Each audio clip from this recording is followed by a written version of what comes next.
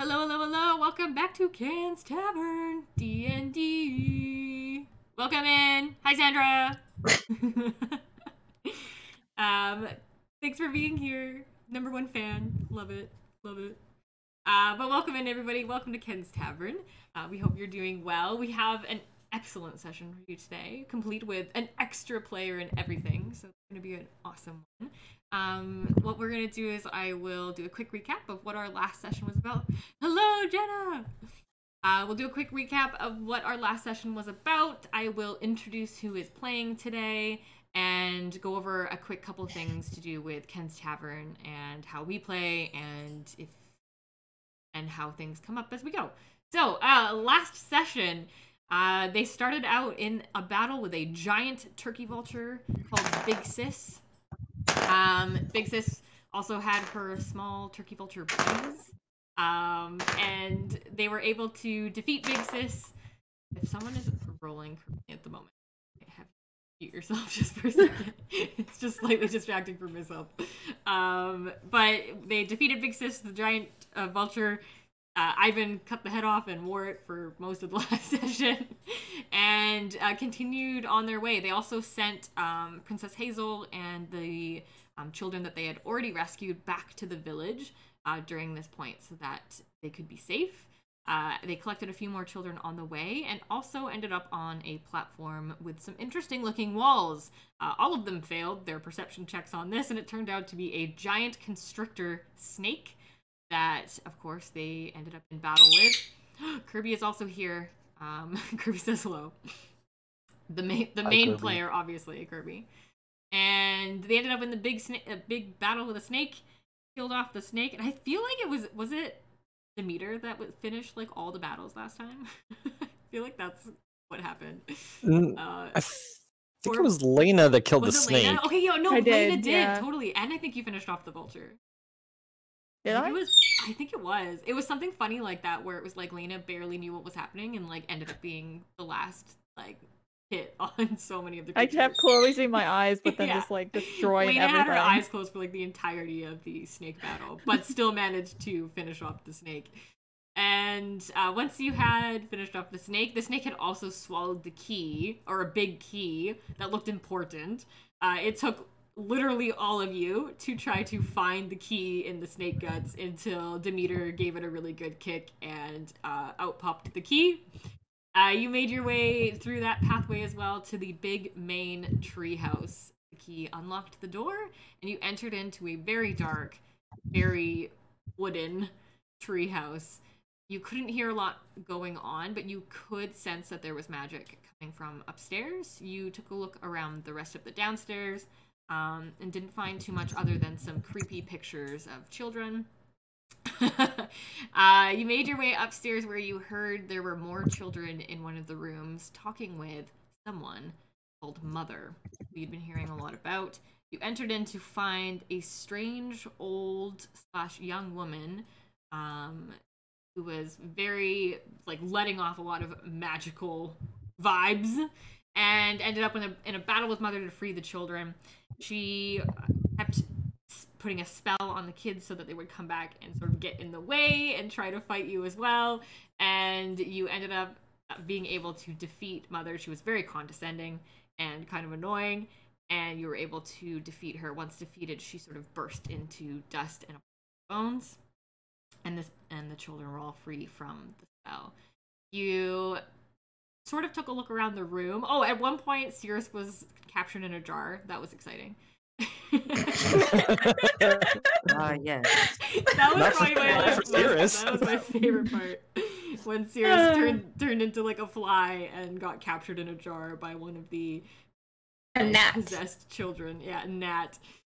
It was about to be put on the shelf that was full of dead bugs in jars. And then inside the pile of bones, I think it was Argonis, before you were about to leave the room, Argonis, you noticed that among the pile of bones was a daisy chain. And that is where we ended last session. So you have rescued all the children. Most of the children you had sent back to the village with Hazel already, and you had a few children that were still with you. And you also, of course, killed off the big bad in the treehouse. You did find as well on the way there was another path that you hadn't taken inside the treehouse yet that you were a little bit intrigued by, and you found this daisy chain in the pile of bones. So that being our recap from last session, an overall goal at the moment is to attempt to get to the capital city to save Gilm, who you met in the Thieves City, KLE, quite a few sessions ago. Gilm is a very good friend and sort of family friend of Princess Hazel's, and is about to be, always forget the word, it's not assassinated. Executed. It's executed. I literally always forget. She's on the chopping block, and Hazel has asked you folks to go to the city to rescue Gilm. So that is currently like your main goal, but you keep getting sidetracked, of course, by all these villages along the way that are needing help. Assassinated by an executioner, exactly. I don't know why I can never think of executioner. I just don't know. Every time, literally every time, I have to ask what the word is. So that's where we're at. Let's introduce who's playing today. We have lots of folks returning from the last session, and we also have a couple people that are joining us, and one who hasn't joined us in a long time, so I'm very excited. So, without further ado, joining us from the last session, we have Cirrus, played by Marcus, or That Gay Rat. Welcome back. Wow, I'm not a gnat. Hello. That gay rat, not that gay gnat. Just to clarify. Yes. We also have Argonis, played by Dustin Echoes. I am also not a gnat.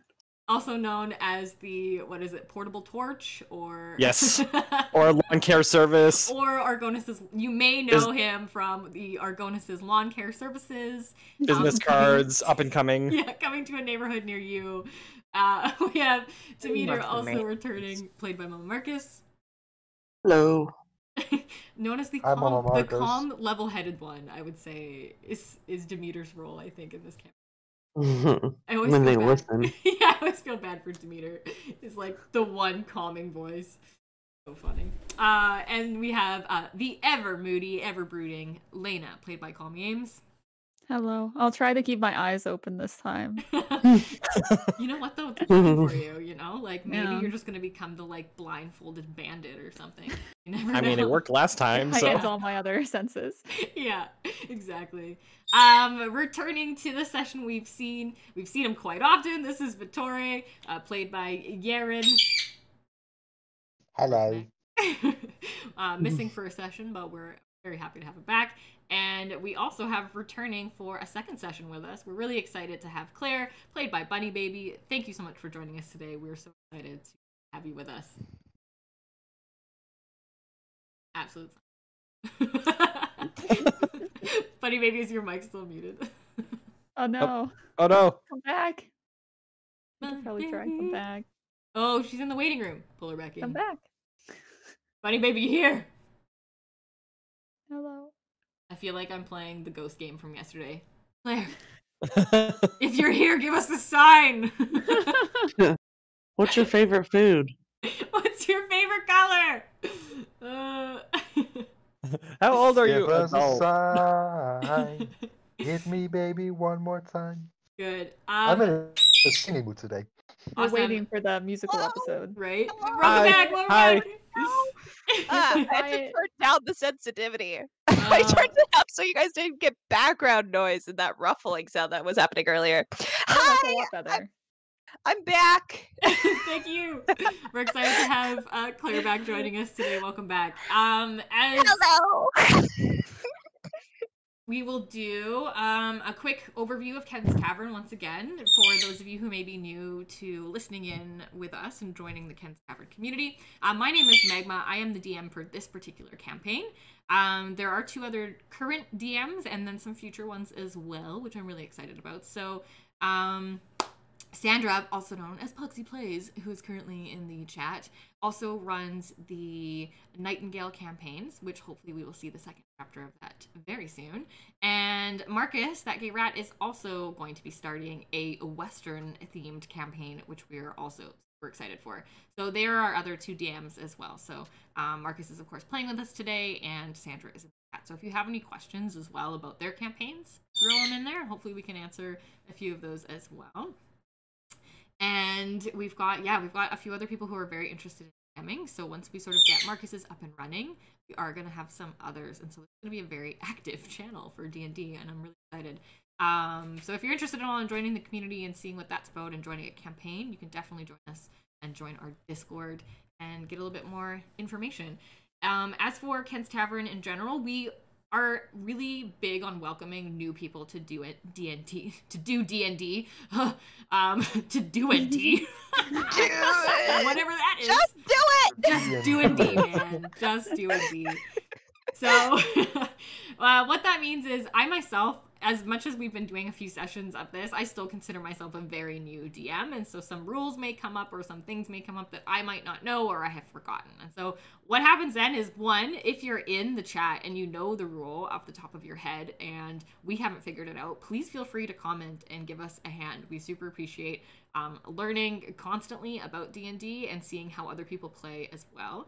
If none of us know, and it's going to take me too long to research where it will interrupt the story, I will probably take a pause on the rules for a second. I'm going to go ahead to keep the story going and keep the game going. So please forgive me if that does happen. And what I will usually do is after the session, I will go and look up the rule and make sure that I understand it for next time. But if you are in the chat and can help, we super appreciate that. Also with our players as well, please be patient, because some of our players either don't play as often and so can forget things, or haven't played a lot before, and so they may have things that they have questions about their D&D Beyond sheets or things like that. So sometimes we do have to work through that, so we appreciate your patience and your jokes about our learning. It's very appreciated, so thank you very much for that. But yeah, if you're ever interested in joining the community and getting to know D&D or getting started, please join our Discord. We also do have some fun merch, and there will be more put up throughout the next few months as well. Yeah, I think that's a bit about Ken's Tavern. I do want to give a super shout out at this moment to Marcus for doing my sort of mental health feel-good check today. So thank you for remembering that. So just to start us out, we are a very chaotic D&D group, and sometimes people are totally ready for that, and some days we're not, and we just want to play the game. And so every session, I would like to set myself a goal as DM to check in with people on how they're doing. And so they're just posting in the Discord right now about how they're feeling today and how ready they are to be messed with, which is the biggest part. So if I see that someone's down at like a 3 or a 4, I'm gonna make sure that things are not aimed at that particular player today, because they're not gonna be able to take as much heat or take as much hitting around as they would on a regular day. If they're at a 10, they're gonna get they're gonna get jokes. It's gonna be a thing. But we're looking at just making sure everybody is enjoying today and it's not adding any stress or anything like that to them. We just want to have fun with you. So if I ever forget that, I always ask my players that please let me know, because it is important to me to make sure that everyone is feeling the game that we're. All right. Such a good heads up. I feel like 17 minutes in just to give a whole explanation, but let's get rolling. Drinks work. Yes, Ames has redeemed hydration, so everybody make sure to hydrate, especially me after just going on for 17 minutes. Ready. Okay, so let's describe where you're at. So at this moment in time, we currently have Kirby giving us a little bit of a heads up about life. But we have Cirrus, Argonis, Lena, and Demeter. You are all currently still in the treehouse. You've just defeated Mother. I'm going to also say that Ivan has not disappeared. Let's say that Ivan is still with you at this point, because Mikey may join us later on. And if not, Ivan can be helpful with carrying a bunch of children back to the village. Ivan is still in the room, and if anything needs to happen, I will just like roll for Ivan until we sort of part ways, unless Mikey joins us, okay? So yeah, Lena, Demeter, Cirrus, Argonis, and Mikey, you are currently sitting in room, in Mother's room, in the treehouse, and Argonis, you've just identified a daisy chain sort of necklace or crown in this pile of bones. Thank you for that.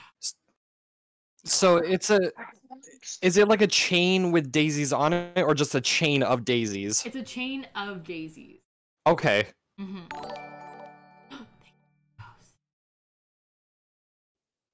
Do Oh, I? let's roll for Thank you for initiative the our host. rolls today. Yeah, everybody throw Oh, me yes. a roll, either with your own dice or in the Discord, and let me know how you're doing. 7. 12 for Argonis. 12 for Lena, because Argonis always has a copy me. Okay, so Argonis, give me a quick roll again to see if you got higher, and I'll put that one. If we tie again. I swear. You just have to talk over each other. Right. 10. It's just the rule. Okay, I got 19. Okay, so Okay, Lena, I think you win. I win. Okay. I got a 5. 5 here, perfect. Okay. Got a 15. Okay. Corey. 11. Awesome. Okay, perfect. So our sort of order of making an action or investigating and things like that is going to go as follows. So Sirius, you will be first. Lena second, Argonis third, Vittoria fourth, Claire fifth, Peter sixth. At this moment, Vittoria and Claire are not in the room, so you folks are not yet in this. I am going to start with Argonis, as you were the last person to find something. So we'll start with Argonis' turn, and then it will go to me. Do okay. Sorry. Go ahead. Do I sense any like magic coming from this chain of daisies that I picked up? It itself is not magical, no. Okay. It is among this pile of sort of magic bones from this lady. So the bones, again, they don't exactly like have magic themselves, but they've just been part of this sorceress. So you're sensing like a lot of magic in this pile of dust, but it doesn't seem like a magic. Okay. So I'm just gonna look to the group. Like, does this have any meaning to you guys? Like, we've come across a lot of daisies in the past few weeks. Okay, so yeah, if Argonis is asking you a question, you're more than welcome to speak. it's more for like actions and things like that, or if we're talking to a character, like a NPC. Wasn't there like a daisy something? I don't know. I can't remember. Whenever we did that, Yeah. the thing. Yes. Yeah, so I'm gonna give this because it's only Assassination. been it's been a long time for us in real life, but really in game, it's only been probably a week since you've been dealing with that situation. But Daisy was a member of like the anti-Powerpuff Girls.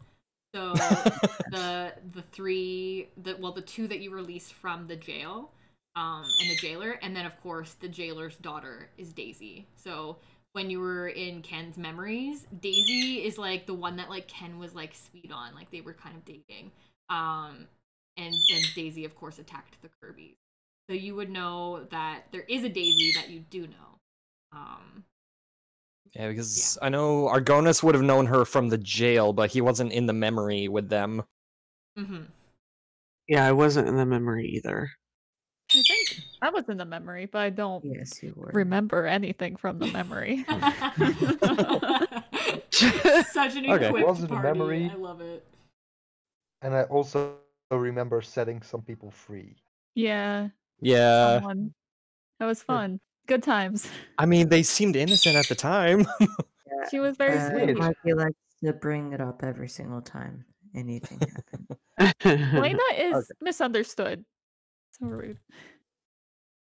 So I'll just bring it with us and maybe ask Simon about it when we get back to the town. for sure. Yeah, and Demeter and Lena, because you know as well when you were joining the party last 2 sessions ago now, I think. Remember you had been sent by the Kirby's to investigate more into Daisy and her 2 sidekicks. Oh yeah. And you had a couple things from there that led you as well to this area. So, that is also probably a clue that you would be interested. Well, wasn't there like a daisy something in that one, like big maze thing that we had to go through with all the riddles and stuff? Mm-hmm. Yeah, there was a note left at the end in the totem of knowledge that you were looking for. In the treasure chest, there was a note with a picture. Okay. So Yeah. definitely a what's the word? Common occurrence going on here. There you Well, it is her name. So, It's good observation, Lena. like, why are we so stumped that that's her name? She's here somewhere, toying with us. Yes, but why would Grandma Rose have a chain of daisies? Like, is she associated with this daisy at all? I don't know. Maybe is Daisy making a cult? There is a cult. It's possible. for Daisy. But yeah, other than that, I got nothing. Well, when me and Lena went to look for these two people, Daisy was one of them, correct? Sorry. Yeah. Okay. We didn't find much, but we did speak to a really old elf that had a bakery. So we could go show him this and maybe ask him more questions. That is true. There were some good scones there as well. hmm I like them. An elf with a bakery? Yeah. You had me at bakery. Which I don't know. He may not know anything because he did tell us that there was a sorceress in the tree. So I'd say that's old lady Rose that we just got rid of. Right. Yeah. So we did find it, but she's dead now, so she was annoying. So should we take the rest of the kids back? That would probably be it's step probably a one. good idea. They're all okay? They're not like under any spell anymore? No, so once you defeated Mother, they all broke out of the spell. Okay, good. Hey, didn't you see him over there crying? Jeez. Yeah, Hey, there's like this Champion. like a group of like frightened children. They some of them have no idea kind of what's going on because they were constantly under a spell, so they don't remember anything. There was like a couple of the kids though that were like you woke them up from the spell, and so they're a little bit more like aware. Particularly the two that were in the room with you were Delilah and Jordan, which was Simon's children, who you fixed up his lawn. And so those children you just freed, so they probably aren't super aware of what's happened. And then you also had a couple of the other bringing along with you, who sort of know a bit more about the situation, but are still pretty frightened. And I think like, was it 7 of them or 5 of them? 5 of them, and then we found 7. Okay, yeah. So you still have sort of 7 that are scattered through the hallway here.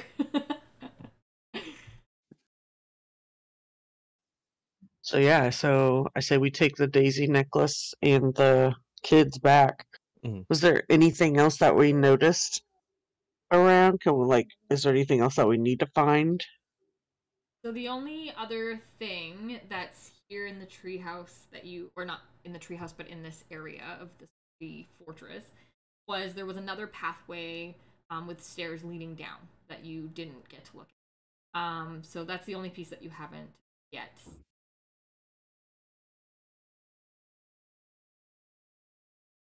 Well, I say that if not all of us, if some of us want to take the kids back, I don't know if we want to split up, but I definitely say we should go down and see what's down there just to make sure there's nothing, no other clues or nothing else that's going to help us. Who's to determine what's up with the daisies and if anybody else is involved. who's looking rough on health?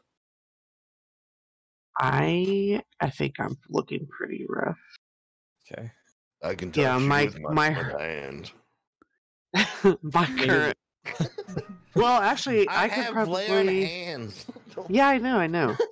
Okay. Because I'm currently at 14 hit points. Out of how many? 54. Okay, someone fix Yeah. that. Yep. 54. Dang. You have so many points though. Ivan, did I you know, want to and the do last play time on I hand? didn't even move them up. I probably should move those back down again when I leveled up. Because last time when I leveled up, I left them where they were from the level before, but this time I forgot to do that.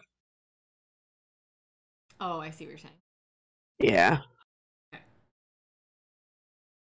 Because it does feel like very high. I mean, I know mine are going to be higher than other people, but Mhm. that's a little high.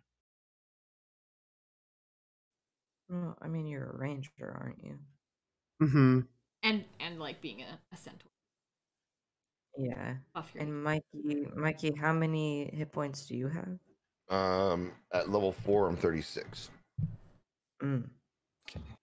I've got 23 or 27 right now. I've got I'm at like 25 of 29, so I accidentally took a long rest, so Oh. I don't. Yeah. Who wants to go back to the village with the kids?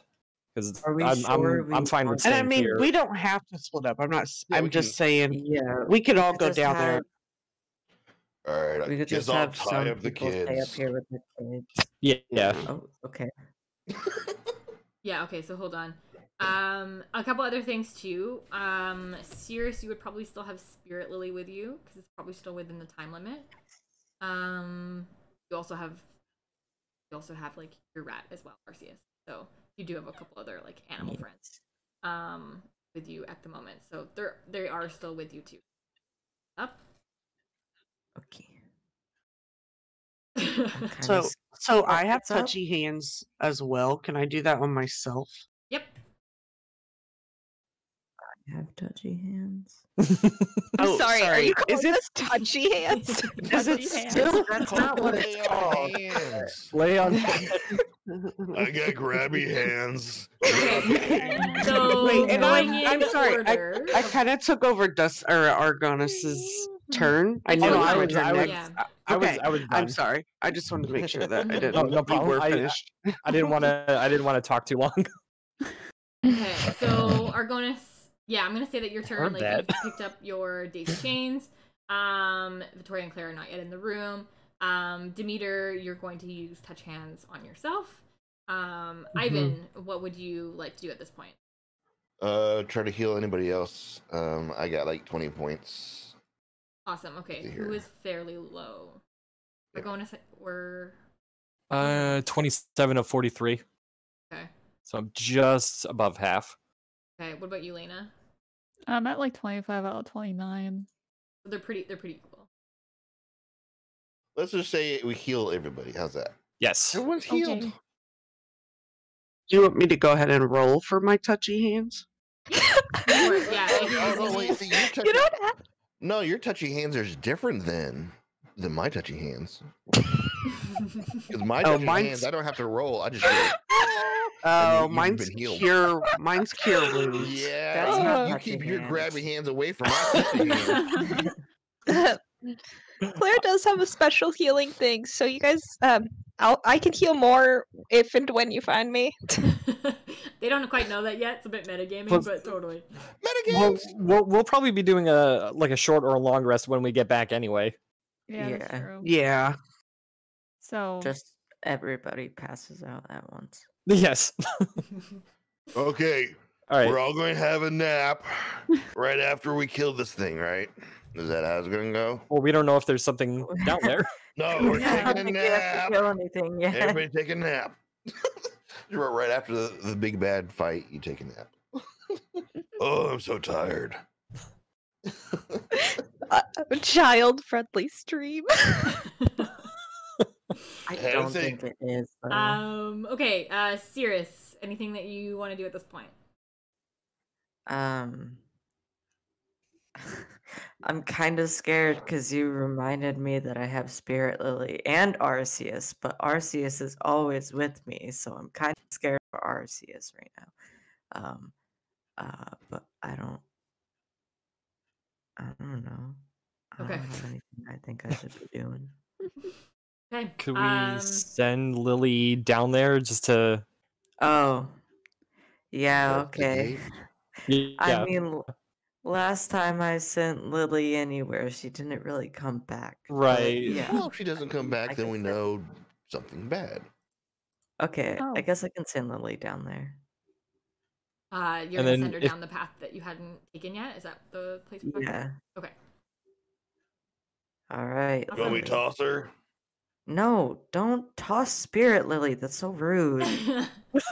She can float, right? No, that's not how that works. All right, Ugh. Lily, you're gonna go down there. You're gonna make sure there's nothing bad down there. And if there is, don't come back up. If there isn't, then come back up. She nods If like there's- solemnly and then like wags her tail really excitedly, little spirit Oh my lily, God, and I then love like bounds her. off through the treehouse. Okay, Lena, anything you'd like to do? Did Ivan actually heal us, or did we not? If you're using up all of your amount that you had there, Ivan, Lena could be healed up because it's only like 4 points that you needed, and then you Okay. have 16 to give to Argonis. If that's what you were wanting to do. Demeter healed up herself, and Sirius, accidentally did a long rest. Apparently slept for a while, and is looking okay. It was a tough fight. So yeah, so if you're wanting to give like 4 to Lena and 16 to Argonis, then that's how much we would All right, I'll give him 10. Wow. have. I'd like to heal myself too. Cool. Okay. Do I perfect. get any of that? Yeah, you. Yeah, I gave you 4. Okay, I'll take that. And That's fine. otherwise, waiting for the spirit lily to come back up. Then I was just gonna go down there, but Okay. we sent the spirits, so I'll Great. wait. Okay, so you wait for a few minutes. You all sort of sit around in this creepy treehouse. The kids are still a little bit frightened of everything, but they're starting to like take a look at like the jars of dead bugs and stuff on the walls. They're all like showing them to each other, like, ew, get that away from my face, ew. And we're like, oh wow, look at this one, it's like blue. I'm probably doing like cantrips of like flowers and like little Yeah. flame you're putting to on, like a little impress the magic show. kids. Yeah, they're like in awe, like enthralled by this. Whoa, how do you do that? Show me! And they're like trying to snap their fingers like really badly to try to like light little fireballs. One of them, I swear I did it! I swear! Look, there was totally a Swear I spark! did it. I definitely saw a spark. It was pretty good. So excited. So So you hang out with the children for a little bit, and Sirius, you see Lily comes bounding back into the room. She doesn't look like super excited, but she doesn't look like she's frightened or anything. She just like meanders back in. Doesn't seem to think that whatever it was scary. But she can't really tell you what it was, but she's alive. Or That's a good in sign. spirit form is back.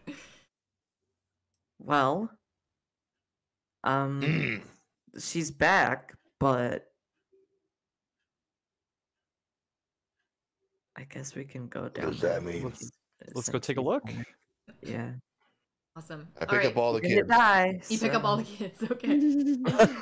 Ivan collects up all the kids. They all like sit on your shoulders, like cling to your like back kind of thing. They're all pretty excited. I still have like no idea, but you know how kids like bounce back weirdly from things? And now they're just like, this is exciting. We're on a trip. We're on an adventure. Yeah. Because they don't really remember like the horrible things that happened. They just like showed up in a treehouse, and there's like some cool people with like weird turkey heads and like turkey vulture heads and like strange flames, and they're like just all over the place. So you carry them down through the treehouse. You don't see too much else on the way out. It's quiet. There's no one else in this place. And you head on back through the area where there's like a big dead snake body. The kids are totally grossed out, but super enthralled by this dead snake. Wow, did you kill the snake? We did. That's amazing! Can I poke its guts? No. No, Ivan, do not let them do that. But they're guts. Aww. No, they are children. please. They don't need to be going through snake guts. All right, no, you guys can't. They all I pout a don't little want- bit. Okay, who's leading the way here?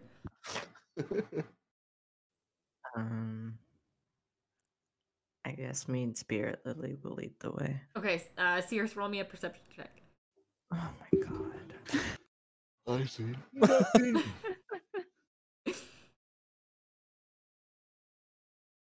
15. Sweet. Okay. So Sears, as you sort of lead this strange parade of people back through the tree fortress, you notice a shadow fly over your head. Oh, not again. God. Again? Alright. I'm gonna look up, I guess. You look up and you do see this vulture, like the regular sized vulture, flies overhead, and there appears to be somebody riding this small vulture. Oh no. Oh no! On top of this small vulture appears to be some sort of mouse man. The mouse man Alright, makes a no. brave leap from the back of the vulture to jump down onto the walkway in front of you, wielding his rapier and ready for battle. Victoria, you have joined the party. Hey, Hello. Vittori. Hey, dude. Vittori! Is that what you say after jumping off of that? He's like, hello. Hello. Wonderful. How was that landing? How are your ankles? Yeah, Oh, you I gotta- just rolled off. Like, Oh, okay. Yeah, Impressive. It was expertly done. It was pretty impressive. I've been practicing with him a lot when I throw him, so I think he's fine. Oh wow. Jesus What? Christ. I mean, I do have a +5 in athletics and a +7 in acrobatics, so You have Exactly. numbers? Whoa, whoa, That's whoa, probably whoa, pretty whoa, sick. whoa. Showmanship. That's fun. are you alright? There's some strange disembodied laughter happening from the side. That was the vulture. Yeah, the They're laughing vulture's, at the us. vulture's laughing. The vulture continues on and flies off, sort of like ruffles his feathers, because obviously Vittori like sort of snagged this vulture on the way by and forced it to fly him over to the treehouse. Vittoria, you notice, of course, that there's like a dead snake body down the pathway, and everybody sort of looks like they've been through a bit of a battle here, but everybody seems to be not in a battle ready stance, so you've Also- probably missed the fight a little bit. Ivan is covered in children, blood, feathers, and a Children blood. What? not children's blood, children, comma, blood, comma, feathers, comma. What I picture here is like, hopefully everybody else has seen like The Land Before Time, right? And you know Yeah. when they all come Mhm. out of the goop and they're all like in this strange like tree of like dinos, and like Sarah the dino freaks out. If you don't remember that part, look it up. You'll know Mhm. that's what I picture right now of like Ivan carrying all these kids. They're like from far away, it looks extremely frightening. Close up, it's like kind of frightening too, but you know, you would have no idea what's happening. Land Before Time is that old cartoon about dinosaurs, isn't it? Yes, it Yeah. is. Mhm. Yes, it Yeah. is. I was like 4. Hey, you know what? I'm just saying, Yikes. I watched it recently. Okay, Oh. so you can continue on down the path. You make it back to the platform where there is the sort of the other option where you didn't go down. You can see the stairs that spiral down towards the forest floor. Okay, so let's go down there and just make sure there's nothing down there that might be helpful for us. Right. Fantastic. Yeah, you make your way down the staircase. You also notice that, like, as you're walking along, this place, you had sort of noticed at the beginning when you had made it to the tree fortress that despite it being sort of frightening because of all the possessed children and Mother being a little bit scary and there being, like, the turkey vultures and stuff, it is actually very beautiful. So as you walk down this staircase, the forest itself has like the light is, you know, streaming through the trees, and everything that you can see just has like a little bit of that sort of magical forest sparkle to it. You head down the spiral staircase and you find yourself in a bit of an alcove. So the alcove itself is made up of like clay walls the vines from the trees drape down over the sides of this little pit that you're in. The trees reach up to either side of you, so there isn't anywhere to sort of go out of here. It's so tightly packed in, but you're in this really very magical looking clay pit. On the far side from you is a waterfall that streams down one end, filling up sort of the basin of this pit that you're in. And in the middle, that's cool. is a stone platform. It's a round stone platform, and it appears to have 5 circular symbols arranged on the surface. So, like, is it big enough to hold me where I could go out there? It's pretty big. Yeah. So let's to give it some dimensions as you come down the staircase.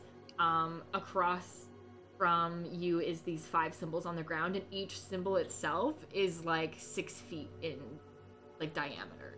So each symbol is 6 feet, and then the whole thing would probably be, let's see, probably like 25 feet across each way on this stone platform. Okay, so who's next? I guess. Yeah, so let's go with, I mean, Vittori has just jumped in, so let's start with Vittori's turn since Vittori is new to the party today. I'm probably still catching up because y'all kept walking and my legs are small. And I didn't have time to jump onto Ivan yet, so I'm running up and like just looking at what the hell's going on, you know? Looking at the symbols. And I just continue walking. That's probably what I'm gonna do. Awesome. So you take a look at the symbols, Vittori. Roll me like a perception check. I can do that.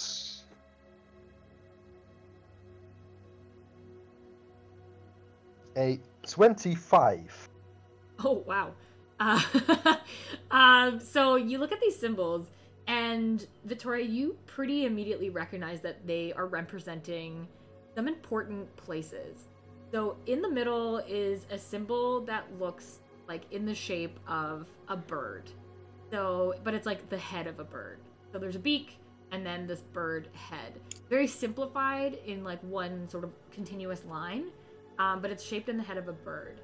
The one that you would say would be like the sort of far end of this cavern is shaped like a castle almost on the far end, but it's a very unique structure to it.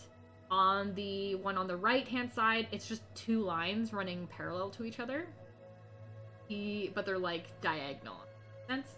On the one that was closest to the staircase, it looks like sort of a map representative of a mountain range.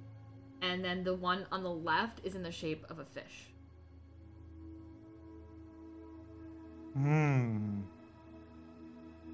Yeah, this doesn't really tell me anything. Okay. So that's going to be Demeter's turn.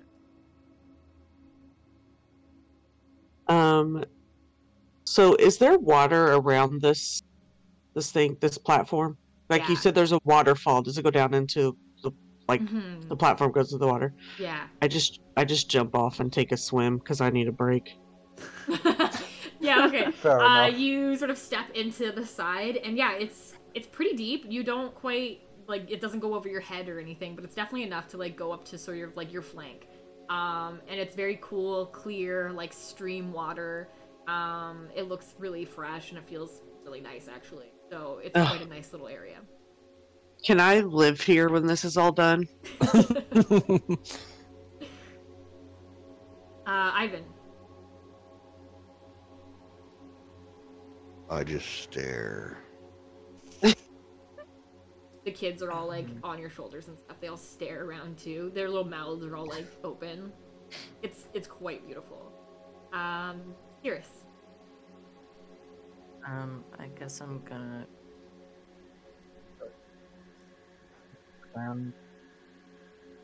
What? well, cause Sorry, I just didn't quite hear what you said. I'm gonna just look at the symbols on the ground. Oh, okay. Because Vittori I missed the symbols. tell us. Okay. Yeah. So Okay. you see the same idea. So the far one closest to the waterfall is in the shape of like a castle. It doesn't look like a castle you've seen before, but it's very unique looking.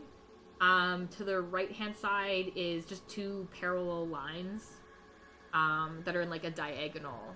So they're not straight up and down or to the left and right. They're like a diagonal lines running parallel to each other. In the middle is a shape of a bird head. To the one that's closest to the staircase, it looks kind of like a mountain range, like super simplified, like triangles, but the way you'd see it on a map. And then the left-hand one is in the shape of a fish. Okay. Is Hazel with me? Hazel's actually back in the village. Oh, right. Mhm. Darn it. Well, the castle kind of reminds me of Hazel. And then the birds, obviously, Kirby. Have we been to, like, any mountains yet? Not yet. Okay. Like some of you in your past experiences may have visited mountains. I know Argonis was raised in the mountains. Yeah. So there I came from the are mountains too. a lot of mountains to the south of like Peekabou. So in the southern part of Talaman is the largest mountain range, where there's quite a few little encampments and areas like to the south. So some of you have probably gone through quite a few of those. And there are other mountain ranges sort of outside of Talaman's borders as well. The fish reminds me of Talia. The fish kingdom. She's like a water genocide. Yeah, Talia right? does come from an area that's in the oceans of Talaman. Okay. I do not know what the lines are. I don't know what that stands for. Okay. It's just lines? Yeah, there's just two diagonal lines. Like all the symbols are very simplified. Some are more easy to recognize. The others not so much. So maybe that sign is greater than or less than. This could be a math equation. No thanks. They're Yeah, diagonal, though. let me type in the game chat. It's more. I was gonna like- say, so it's like 2 4 slashes. Yeah, exactly. Yeah. Yeah, it's more like something like that. Okay. Oh, that's what mountains look like? No, that's not the No. mountains. That's No, the it's- two It's a lines. different Yeah. thing. The mountains are like, but bigger. That's what I'm talking about. But This more. right Like, there, overlap. yeah. Look at that. Yeah. That looks just like one of those, yeah? Uh-huh. I'm right. Ivan's getting This in is there with the like math mathematical equations. The one that takes it like way more complicated is Ivan. Like it's obviously calculus. Lena, what are you thinking? Am I able to am I able to, or are we already standing on this thing? I think the only one that sort of really moved is probably Vittori, and Cirrus was also looking at the symbols. So they're probably on top of the stone platform. And then Demeter's like in the river. Demeter's like in the stream, hanging out. And then the rest of you are probably still sort of at the bottom of the staircase, just before it turns. Okay, well, I like walk over to it and I jump on it. Does it move, or is it like? Like the whole stone platform, or are you jumping? Yeah. Yeah, like the whole stone platform. Okay. Like, does it like move at all, or is it No, just like? it's very solid. Okay.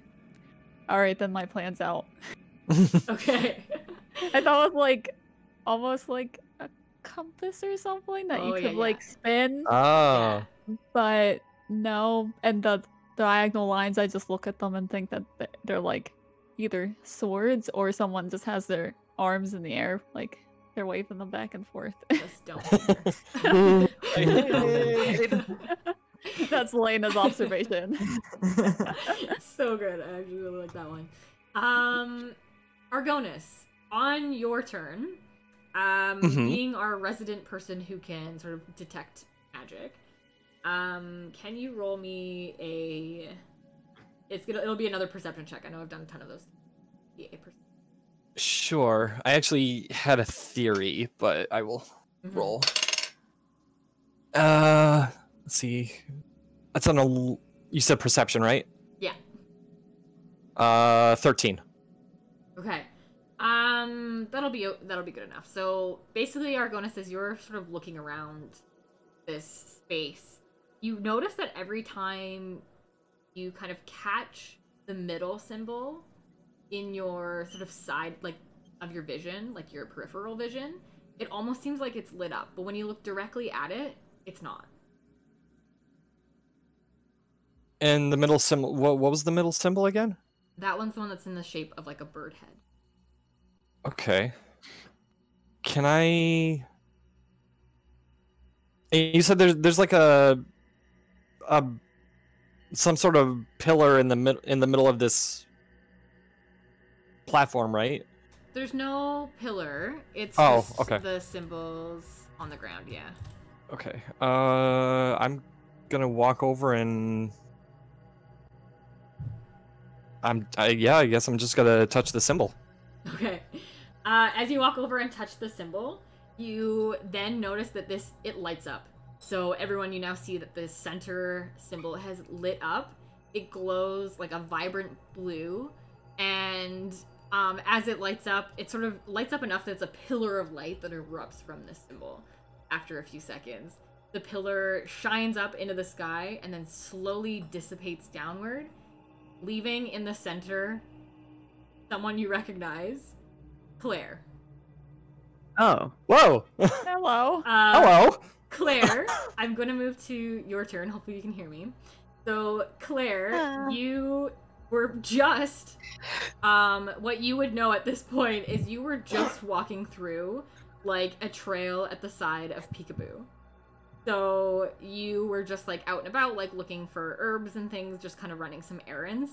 And suddenly, there was a bright light around you, and now you've suddenly appeared in the middle of this group of adventurers on a strange stone platform in a weird waterfall cavern.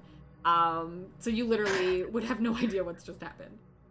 Okay, so Claire's going to panic and grab her dagger and be like, what the biscuits, where am I? I don't... Has Argonis met Claire yet? I can't remember. Yeah, I think you have. Okay. I'm like, I can't remember which session Claire was in with Claire Session has with met me. Demeter and Ivan for sure. Okay. Yeah. Either way, I'm just gonna like hold up my hands, like it's okay. You're okay. Sorry, didn't mean to pull you away from what you were doing. Wait. Do that again. What? Do it again. See who else comes back. Yeah, I press want to the see more button people. on it. Do it again. Claire looks at Ivan and she's just completely concerned. What's been going on here? Why is he covered in blood and children? It is separate. What? Do you not see the feathers? Yes. It's not just blood and children, it's also And feathers. The feathers are covered by the blood and the children. Yikes. Okay. Let's, I'm gonna look to the group like, okay, I think I know how Grandma Rose got the children without breaking into the houses. I think this is a teleportation circle. Yeah, Like a one-way circle. kind of That got makes that sense. whenever Claire just came through the bright blue pillar. Okay, well, So you right. just summoned me from I was doing gonna say, my but tasks. okay, so Well, I I'm guess gonna. I'm with you guys now. Yeah. Okay, let's get to turns here. So Yep. Claire, you appeared, and yeah, Demeter, that would be your turn next. So I'm gonna get out of the water. I guess I'm done with my swim, and and so like Claire, where did you come from? Where did we summon you from? I was just doing some chores, running missions for the Kirby's. That's all I was doing. Oh, so you were in Peekaboo? Is that correct? Yes. Yeah, so you were Yeah. like Yeah. along a Yeah. trail, literally like beside Peekaboo, like not barely out of town. I was barely out of Peekaboo. So I wonder, if that. So I'm talking to everybody. I wonder. So those signs are different places. So for whatever reason, when you press the one with the bird head, it brought us somebody from Peekaboo. So one of these symbols must represent the village. Well, let's in that case let's bash every symbol. Oh. Let's bring I everyone like here. that idea. Why would we do that? I walk over to the. Oh wait, it's not my turn yet. no, will you're walk fine. somewhere. You're after me. Yeah, Demeter, is there anything else that you want to do? No. Okay, Ivan, yeah, give me your turn. I walk over and I step on the triangle ones that I'm thinking are math. Okay, you go over and stand on the triangle ones you think are math. Nothing happens. I start jumping on it. Nothing continues to happen. I continue to jump. Ah, stupid pieces!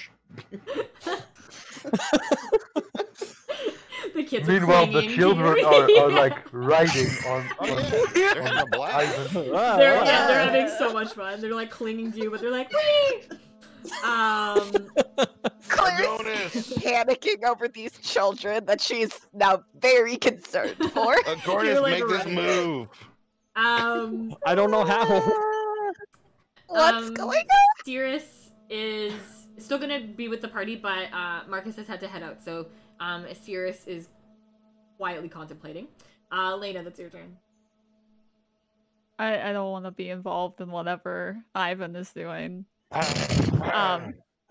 So Claire is here, and you gotta just calm down because we need to like get out of here and bring these children that Ivan is jumping up and down with back to like where they came from, wherever they came from. I don't know. Not my story. Where did they come? Oh. Where did they come from, Cotton Eye Joe? Okay, Argonis. Being a druid, would I like recognize? How do I want to? I don't know what I'm trying to ask. Okay. Would I recognize how this functions? I don't know. Would you? Roll me a history check. You'd have to get a pretty high one, but you can roll me a history check to see if you sort of have read about something like this. It wouldn't necessarily be druidic magic, so Okay. just see if maybe you've come across it in some studies.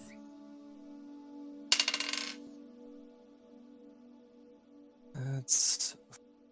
You said history. Mm-hmm. Oh, I got a 0 in his. 14. Okay, so yeah, the most you would probably know is this isn't druidic magic that you're seeing. Okay. This is something else. I know I've definitely read about this in the past, but it's not. It's definitely not magic that the druids have taught me. So, yeah, I don't recognize this. I don't know if we can. If we do pull anyone else here, I don't know if we can send them back.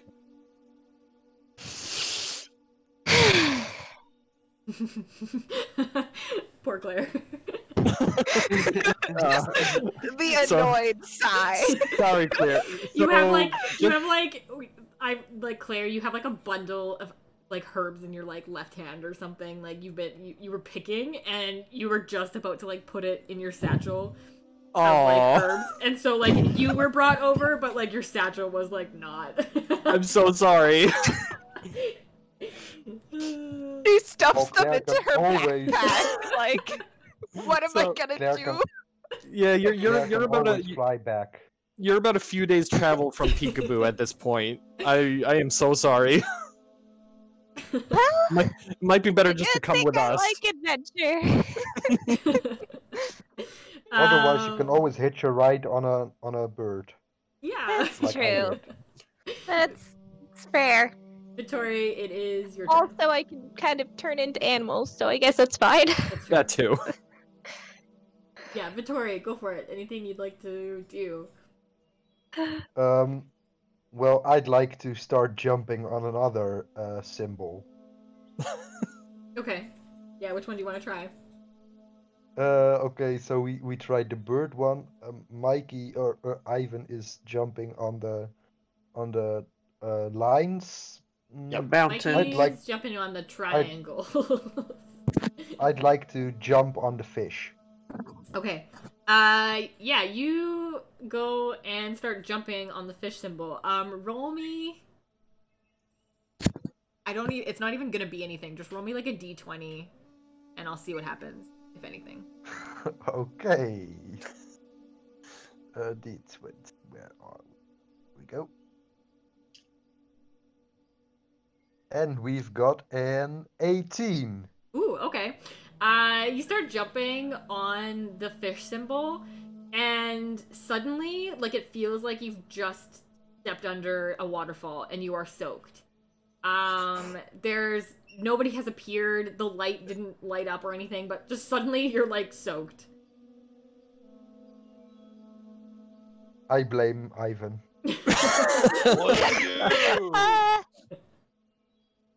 Is Vittori still with us?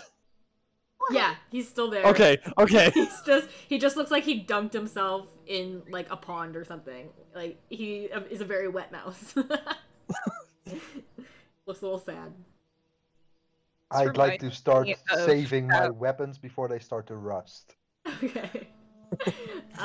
This, for no particular reason, reminds me of that plaque in The Lion, the Witch, and the Wardrobe. Oh, I don't know that. Or it just brings people back to life. Oh, okay. Oh. Claire, that is your turn.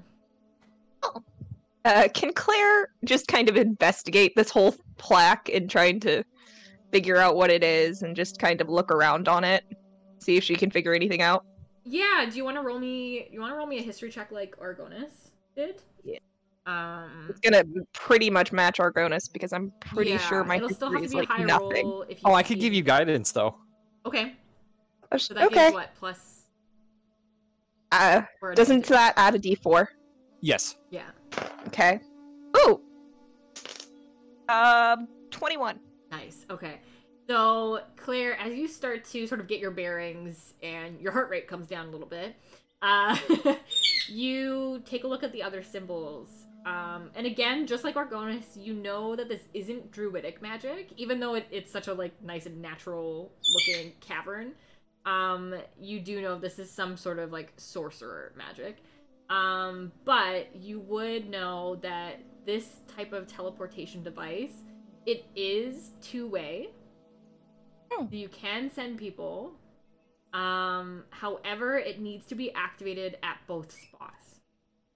So to have it be activated here, someone needs to be standing on the right spot in the other location. Guys, you have to be at the right spot to activate it.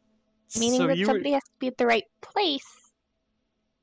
So then where were you when She's gonna you came explain what here? she knows, basically. So you were just I at the was wrong outside. place at the right time. Yeah. Yeah, definitely. Somebody has to be on the other Can you go spot s- to activate it to go either way, I guess. Can you- So can if you somebody go else back was there, we could, in theory, go there. But it's a weird teleportation thingy, and I think it's sorcery, not druidic magic. That makes So sense. that means that the plaque that Vittori is jumping on, the symbol that I'm jumping on, goes to the water. Yes. I think so, since you're soaked in it. I'm just pretending to be smart, okay? Demeter, anything you'd like to do? No. I have no idea. Sorry, guys. My brain's dead today. I mean, that all makes sense, but what do we do with that? Can we just, when we go back to take the kids, because this is how we think the kids got here, should we go try to find maybe where this symbol is? Because That other than might that, be a what good can we? idea, because- Because other than that, what can we do right now? Nothing. Right. we'll leave a mental note about it and tell Simon when we get back. Okay, so everyone wants to kind of head out. Any last things Yeah, that I'm people want fine. to do, just sort of out of turn? If anybody wants to try anything else, let me know. Claire's going to investigate to see if there's any kind of writing on it. Yeah, you can roll me an investigation check.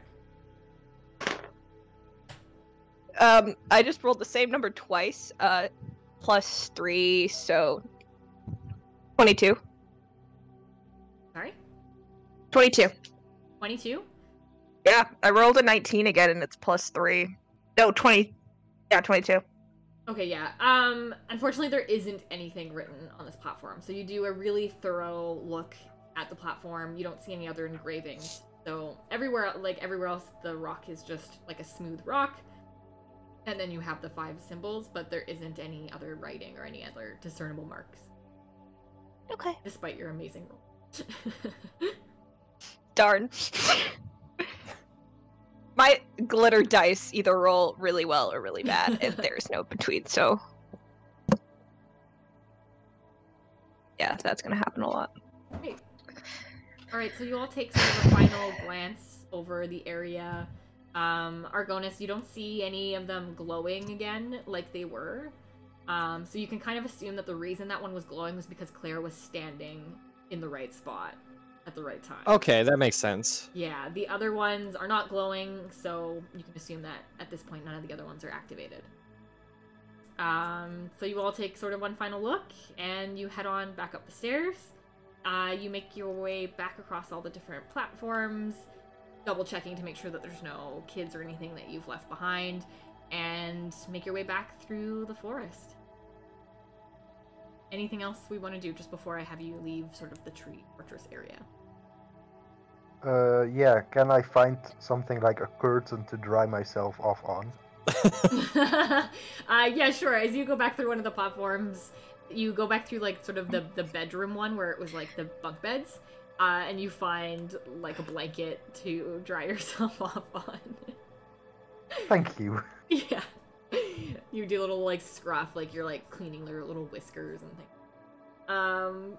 Awesome. Anything else? As we're going back, I just realized I have alchemical or like herbalism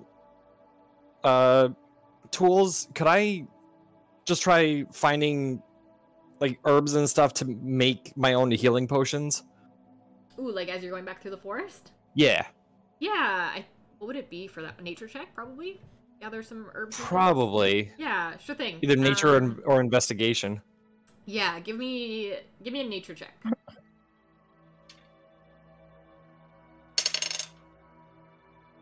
Is 18, so 21. Awesome. Yeah, you would probably find a good amount of stuff. So as you're going, like you exit the tree fortress, and as you're sort of wandering back down the path, you do notice that it's been not quite like cultivated, but obviously Mother, like the sorceress, had probably planted some stuff to use for herself. So you can find some like wild herbs and a few things that look like they shouldn't be populating here as much as they are, but you find enough to make yourself like a decent healing salve or whatever it is that you're trying to make. Okay. Nice. That was it. Great. Yeah. Make your way back up the path in the direction that you had come from, up the hill once again, and back onto the actual sort of forest path that you had seen that wandered through the woods. And you are getting closer to the village. The kids that are on Ivan's shoulder, they go, "Oh, I recognize this place. Oh, we're almost home." Some of them try to like crawl off you, Ivan, but it's like a really big drop for them, so they're getting a little scared. One bravely sort of jumps onto the ground, does a like really like lithe looking roll, and you're like, "Ooh, that kid's gonna be like an awesome like adventurer one day," and starts sort of like sprinting back towards the village. And the other Claire. kids... Oh, go ahead. Claire's gonna try and keep up with him just to keep an eye on the kids. Sure, yeah, you keep up with him pretty easily. You have more speed than the little kid does. And then the other children that are on you, Ivan, they sort of ask politely. They're like, Sir Vultureface, may I please be put on the ground? No! Okay, yeah, that's fine. They all go quiet. You make your way back to the village. The one kid that had run ahead with Claire, you guys make it all the way back, and you enter into the village area once again. Once you enter, there is the children that had already made it back, and now the children that you've brought back. The village seems a lot happier. From when you left, it was heavy. People were scared and sad, but now everybody's in a really good mood. You can see that there's like parents that have reunited with their children, and there's like siblings that have reunited. You see Lance is over. He sees like one of the kids that's with you, Ivan, and there's already a kid that's back with him, and he's extremely like excited to have them back. They already have like their robots out. They're ready to like battle. You see a bunch of the kids are on the playground, and some of the parents are like setting up sort of like a celebratory picnic. And as like more of those kids show up on Ivan's shoulder, even more of the parents that were sort of off on the side who hadn't had their kids returned now look up and are so relieved and so happy, and they come running over to you, including Simon, who you see has tried to like freshen himself up a little bit. When you'd met him, he was a bit disheveled, but he's tried to like, you know, comb his hair, and he looks like he's cleaned up a little bit. And he yells out for Jordan and Delilah, who are still currently sitting on your shoulders there, Ivan. I keep them. Ivan, put them down. Put down the children. All right, everyone, we're here. You guys are safe. Jordan, Go back to your Delilah! He parents. comes running over. He's like, tears are streaming down his face. He like scoops up his kids. They like hug him, but like again, they don't really know how long they've been away. Like these kids have been gone for a month, but to them it's like they went to bed and like now they're back in town. Like it's really heavy. Yeah, so They're yeah. like, they're there, Dad, you know. And he's just bawling his eyes out, like collapsing to the ground. And yeah, all the other parents come up and sort of scoop up their kids. They're like relieved, but they're also like side-eyeing Ivan and his like blood and feather-covered body. Is there water nearby? There's like a well and stuff. Okay, Claire's going to use shape water to just drench him and make him take enough water power. Claire uses shape water to force bathe Ivan. It's sort of like it had dried a little bit, so it's like some of it smears off, and like and now like the vulture head looks like really clean, but there's still like dribbles of like dried blood sort of oozing down to the ground. My victory! No! Ivan, you can't just nah. You can't just walk into town like that. Yeah. Are they going to stop me? No, but you're going to make Alright. everyone uncomfortable. So they can be uncomfortable. I brought them kids. That's fair. She like lets the water dissipate, I guess. Okay, yeah. Just like yeah. She's not gonna put that back in the well. Put it back in the well. Blood No. water. Blood water. I'm to work with blood magic. Nope. Perfect. Okay, then I'm gonna have Argonis and Ivan. Can you do me a quick perception roll? You want me to roll for anything else? Nope.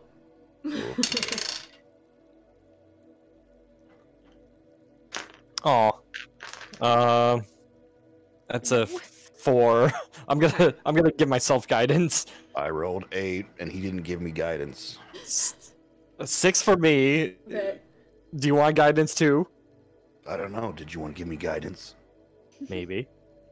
Then I If got you ask 12. nicely. Oh, wait, do I have to roll? It's a 1d4? Yeah, just a 1d4. Alright. I asked nicely.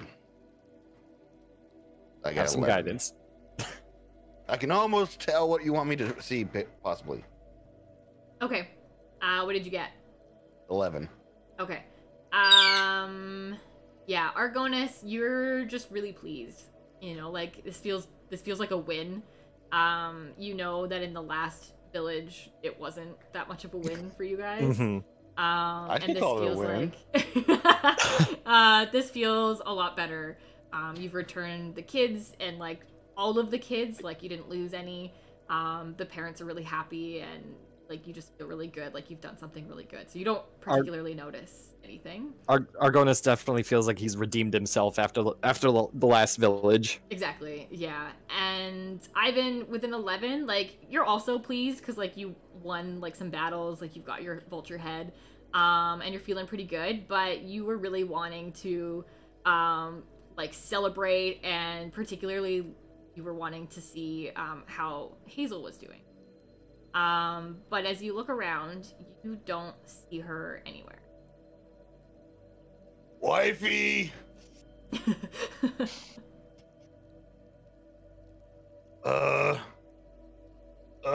I look for any of the other kids that were with her. Sure, yeah. Yeah, you see, like, one of them's with Lance, and a couple of the others are, like, with their parents. They're sort of just scattered about. So, yeah, you go up and you see one of the children that's with their parents. I charge up to him, grab him by the shoulder, and go, "Where's wifey?" he looks like really scared. What? What do you mean? Who's wifey? The lady with you! Oh, Hazel. He kind of looks around. I don't know. She was here before, but then she was like talking to some people, and yeah, now I don't see her anymore. Where? He points like vaguely off, towards like more the entrance of town. I drag the kid with me. Michael. Over here? He sort of nods. Yeah, somewhere over here. I let him go. He runs back. Simon comes sort of like up towards you folks. He's got like both of his kids still, like he's holding their hands, and he comes up. I just wanted to thank you so much. You really came through on your promise that you would find Jordan and Delilah and all the other children, and you brought back to this village, and I really wanted to thank you. Glad you cleaned up, but where the hell's my wifey? He kind of frowns. Are you meaning the young lady that was with you? Yes. Are you Yes, married? yes. Seems a little young. Oh shit. What, She was are you talking trying to to some imply people. something?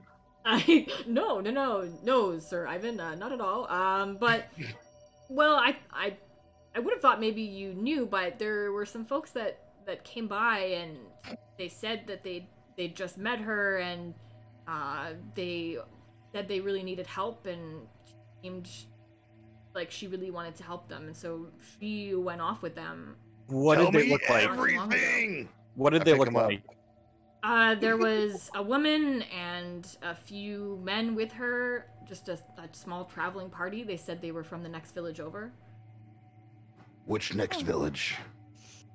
I'm not sure. I couldn't hear what they were saying, that part.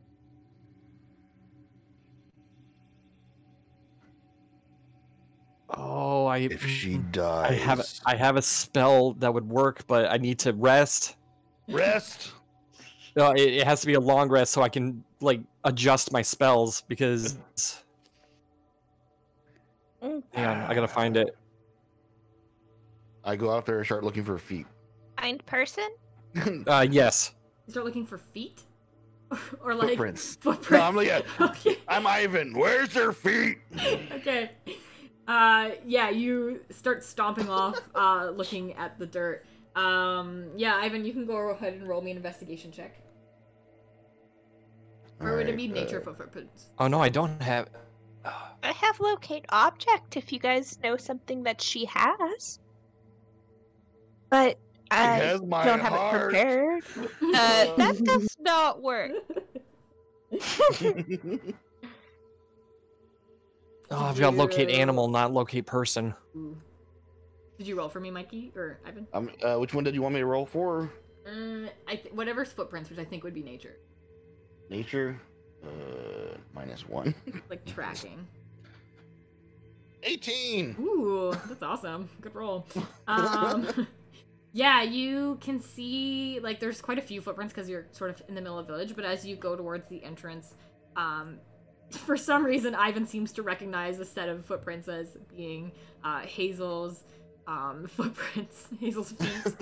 And you see it, yeah, it carries on down the path. It's joined by like 3 other sets of footprints as well. And it heads off down the path. I just start running. Okay. What would everybody else like to do? Ivan starts running off down the path. Claire is going to catch up to him because she's probably the fastest, if I had to guess. Yeah, Claire, you're definitely keeping pace. Demeter? I want to go see if my robot's fixed. Okay. Get 0 Demeter- Can I go with Demeter? Okay, yeah. For sure. Elena, what would you like to do?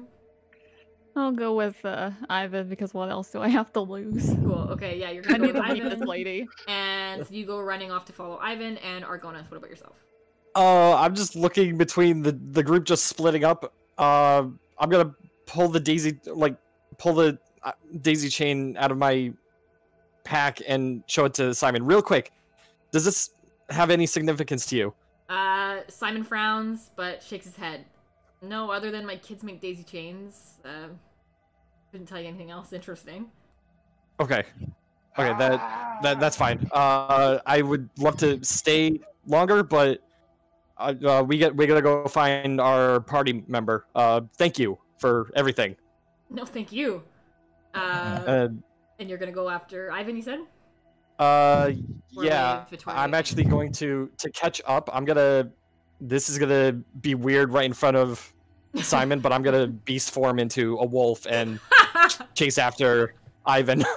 You beast form into a wolf. Actually, when you do that, roll me an investigation check.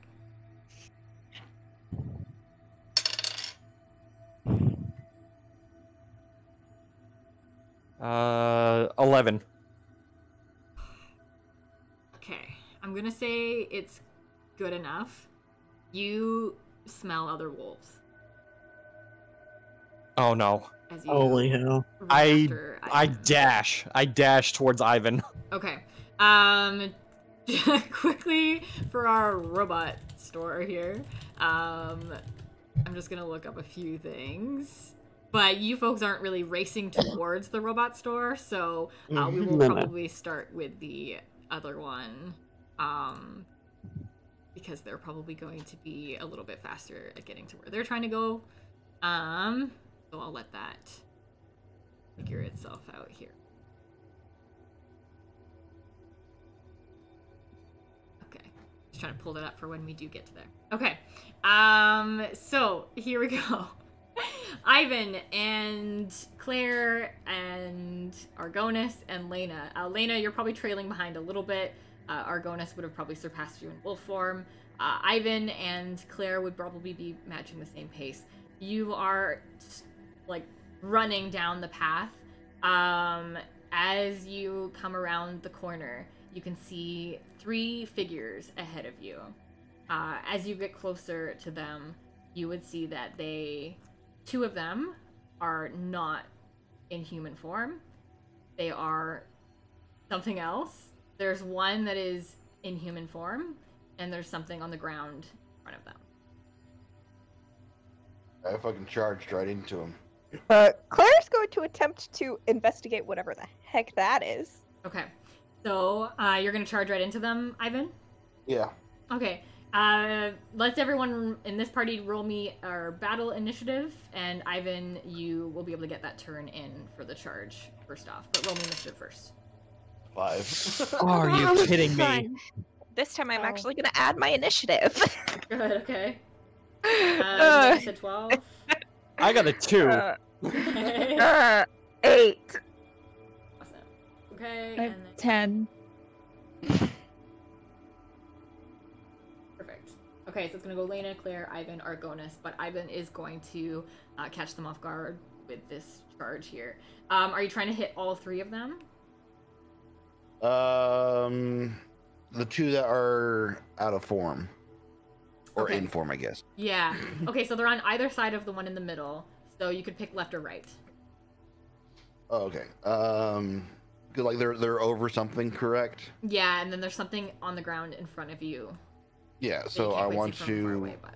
knock one of them out of the way or down and see what the hell's on the ground. Cool. Roll me just like damage for, I guess it would just be like an unarmed attack. I don't know if you have like a charge option for you. Mine would be just 4. Okay, perfect. Yeah, so you run up. As you get closer, you can see that these two that are like shapeshifted are in sort of the hybrid werewolf form. So they're standing on 2 legs, but they are definitely not human at this point. And they are in like their hybrid wolf form. And then there is a woman who is in human form.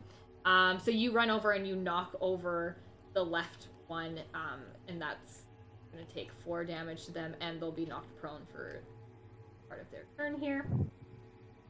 And you see that on the ground in front of them is Hazel. She's lying on the ground.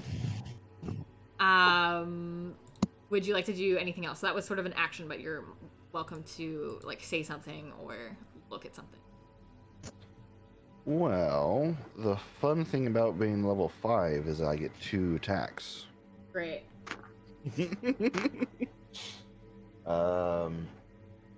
Yeah. So I guess I'll pull out my battle axe Okay. and swing straight on the guy that's that's prone now. Okay. Yeah. Roll your attack roll. All right. So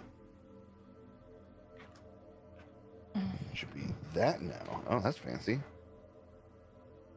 So if that one doesn't hit, then I can roll again because Okay. I would have advantage. Did that hit? Which one was it? You have to. Sorry, just. 16. You'll hit. Yeah. Roll Okay. damage. All right. So in the midst of it, I will yell out, "Green flame blade!" And this is going to be some fucking weird shit. So let so D10 plus 3. So that's the hit. So it's 10. It will do 1d8 of fire damage. So it did 14 damage, and it will do 1d8 plus 1. Is anybody else within 5 feet of him? Yeah, the woman would probably be close enough. Oh, I didn't type it right. So how much damage would she take as well? the same? She will take 3. Okay. So the one up prone takes 14 damage, Yeah. and then she usually gets set on fire. Okay. Yeah, so you swing your blade down into this werewolf that's lying prone on the ground. It yelps loudly, and you also catch the woman's sleeve on fire. She sort of gives a shout beside you.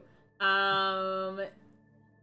That is, I guess I also, at this point, I'm going to roll for the fun, now that you've done your charge. Yeah, Ivan's not happy. Ooh. They're going to go first. Okay. So, Ivan's come in, he's done his charge. They've definitely taken some damage. The one on the ground is not looking, like, super bad, but, like, you definitely took a great chunk out of him. He's bleeding on the ground, and this lady's, like, arm's kind of on fire. Then it's going to be their turn. So, the one on the ground is going to stand up. The woman in the center, she's going to turn to you, Ivan, and she's going to sort of shout out at you, send our message to royalty, and she's going to throw a pendant down on Hazel's body. And then all 3 of them are going to attempt to run away. You may take a opportunity attack on 3 of them. Let's see here. If it's a bonus action, I can try to use Channel Divinity on them. Like, you can take it as a bonus action, you mean? It is a bonus action, yes. Okay, yeah. So, yeah, you can take opportunity because they're trying to run away from you. Right. You're close enough. So. I will cast Champion Challenge. Wisdom save throw. They must roll 12 or better, or they can't leave my 30 feet away from me. You like to use this on the werewolves. Yeah. You're. So Wait, any what of is that. it? What do they have to roll? They have to roll 12 or more Okay. to. Okay. The one that you had kind of hurt quite badly, it's gonna get away from you, not take the opportunity attack, so it continues on down the path. But the woman and the other wolf do not pass. So at this point now they cannot move within 30 feet, right? Away from 30 Correct. So they make it to about 30 feet and they feel very compelled to not go any farther. The other one continues down the pathway. That is Lena's. So the one is still there? There's two that are about 30 feet away from Ivan at this point, but they can't go any farther. Well, I can walk up to them. Okay. Yeah, there's the woman who's not currently in any wolf form, and then there is, right now, a hybrid werewolf. I don't like the wolf, so I'd like to attack. Okay, yeah, roll your attack.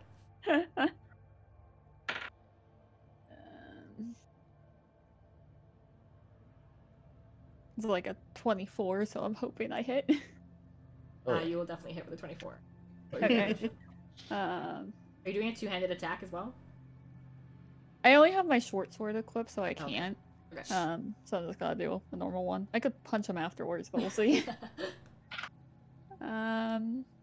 So it's a 13 damage. Awesome. Okay, takes 13 damage. Perfect. Awesome. Yeah, you swing out a slash into this werewolf. Double checking. Your sword isn't magical though, right? It's not. It's just normal. Okay. He doesn't actually take any damage. No. Ivan's crazy axe is fairly magical. Oh, now I'm just sad. So I don't know how. I didn't have enough knowledge about werewolves the last time I think we played, but werewolves are actually immune to any damage from any weapons that are not silvered or magical weapons. So anything that you have that is not silvered or magical, they are not going to take damage from those attacks. Spell attacks will still work, but your regular weapons that are not silvered or... Sweet. Go Green Flame Blade. Yeah, Green Flame Blade is going to work, spells are going to work, but regular weapons like Lena's short sword are unfortunately not going to work on this guy. So you slash into him and you're thinking like, yeah, I'm going to do so much damage with that. Like, that was so pro. And this werewolf is going to sort of kind of laugh at you a little bit, because just kind of springs back with no damage. I hated that. Claire, that's your turn. How far away is the one that's still running? So it would have been able to take its full movement because it wasn't stopped. So it would be about 80 feet away at this point. Cool, I'm gonna guiding bolt it. Okay, go for it. Yes. That is plus 7, 16, 17, 18, 19, 20, 21, 22, 23? Nice. Gonna hit. Alright. Let me just do a crazy amount of damage to it. And whoever hits it next has advantage. I really, like, I don't know how much it's gonna be, but I really hope it's, like, hilariously a lot. This wolf just gets taken 14. out. Alright. You don't quite take it out, but you see from a distance, this, like, wolf goes, like, struck in the back again. And that's 14, so yeah, it's definitely it's far away, you can't tell, but it's limping hard. And for the record, now it's glowing. And now it's glowing. It's glowing, And it's limping glowing. hard, and attempting to, like, scramble away. Anything else you can do on your turn, Claire? Any bonuses? Anything like that? No, there's no bonuses that I have right Great. now. Claire just goes like, yes! Ivan, that is gonna be your turn again. Oh, and for the record, that was at will, and that did not cost me a spell slot. Nice. Yes. Oh, I can only do that 4 times per long rest, though, so. Alright. Ivan, that's gonna be your turn. I turn around and I pick up the pendant, and I will also try to pick up Hazel. Okay. Yeah, you pick up Or the check on her. pendant, and you can see that the symbol, like, very briefly as you pick it up, it's like a moon, with like a little bit of pictures of it, the phases of the moon on it. And you can also pick up Hazel. Yeah. You do notice that she is injured, for sure, but she does appear to still be alive. But she's badly injured. All right, then I'll use Cure Wounds at 2nd level. Let's see how this works. 'Cause I've never got to try 2nd level yet. Wait, everybody hydrate. I will drink more caffeine. That's Right. actually dehydrating, but you know. Counts. So it will be a D2 8 plus. Da-da-da-da-da. So she gets 15. Okay. Yeah, you give her 15 back. Her eyes kind of open. She's a bit fuzzy, but she can focus on your face. Ivan, I was attacked. I'm so sorry. I shouldn't have left without you. It's alright. You're safe now. Alright, so now does it say that at level 5 is that 2 actions that we have now, or is it 2 attacks per action? 2 attacks per action. What are we looking at here? I'm just looking at my main thing. It says attacks per action 2. Oh yeah. So it's like Yeah, you I just still only attack have twice. 1 action, right? Yep. You can do another attack. Yeah. Okay, because like, well, I'm just Um, wondering if I'm able mhm. to do 2 cantrips, like kind of thing, No. or 2 spells. It's like without Think attacks. Oh, that's a great. Yeah, so that's the one thing I know, because like my green flame blade is a cantrip that I cast every time. Attack. You can attack twice instead of once. Oh, you know what? If it's an attack, like a spell attack, I'm sure that would be included in the attack action. Okay. Yeah. So I heal her. I put her behind me, and then I'm going to let's try something a little different. What should I try? What does this one do? I get Ooh, that what's this so do? much. All right, I'm going to drop my axe next to her, Okay. and I'm going to use Eldritch Blast and shoot Nice. Ooh. two beams out. Okay. Do I get At- to choose? Let's see here. They're 'Cause if- 120-foot range, Okay. Mm-hmm. so the one that's fucking running away, I'm not too happy with at the moment. Roll twice with advantage. Jesus. All right. That's because I hit it first. Yeah. That's perfect. So how do I roll? I guess it's 1d. All right. Do I have to roll it for both or just one? You just rolled a one attack, okay. but you get 2 beams. So yeah. All right. You should not have pissed off the big guy. All right. So that one. Ooh, that was sucked. And then And it's a Good plus thing you have 4, advantage. so- with advantage. Really? With Did my advantage, I rolled advantage 2 do nothing? 5s. Oh, fives? no. Ah. Ivan is so mad at this point. Like, I'm gonna get you, and then. But you're firing another bolt at it, right? Yeah, I Yeah. fired 2 bolts. Yeah. It's like splits into 2 beams basically. Oh, okay. But yeah, rolls twice, gets 5 both times. So it's only like a 9 or something, right? Oh, it says make it a separate attack roll for each Does it beam. say that? Sweet. Okay, do another one. Do another one with the advantage then. Fire Alright. again. So that was the first bolt. 8, come on! Hit this bastard! 20! Yay! Yay! Was it a crit? All right. Like a natural 20? No, Oh, that okay, won't be a okay, crit. perfect. Okay, 1d10. awesome. Which one are you wanting to hit? It's the one that's fucking running away. It gets hit with a 1. Perfect. One damage? 1 damage. Yeah. That's all right. That's all right. I got something. I got something. Okay. Stop running away. This Let wolf us is kill like you. scrambling along the ground at this point. You just like hit him with another little spark. Stop running. Oh, I God. can do that another 3 times. That is, gosh, yeah, that's Argonas's turn. All right. So how far away is this coward compared to me? It probably hasn't made it that much farther at this point. So it's probably only like 85 feet away. Beautiful. I could work with that. So Yeah, bonus action, I'm It gonna hasn't drop. really been able to move a lot without being hit by like lightning. So bonus action, I'm gonna drop the beast form, and then I am going to cast a 3rd level Call Lightning. Argonis drops the beast. That seems like another sticker. All right, Call Lightning. He has to make a dex save of 13. Okay.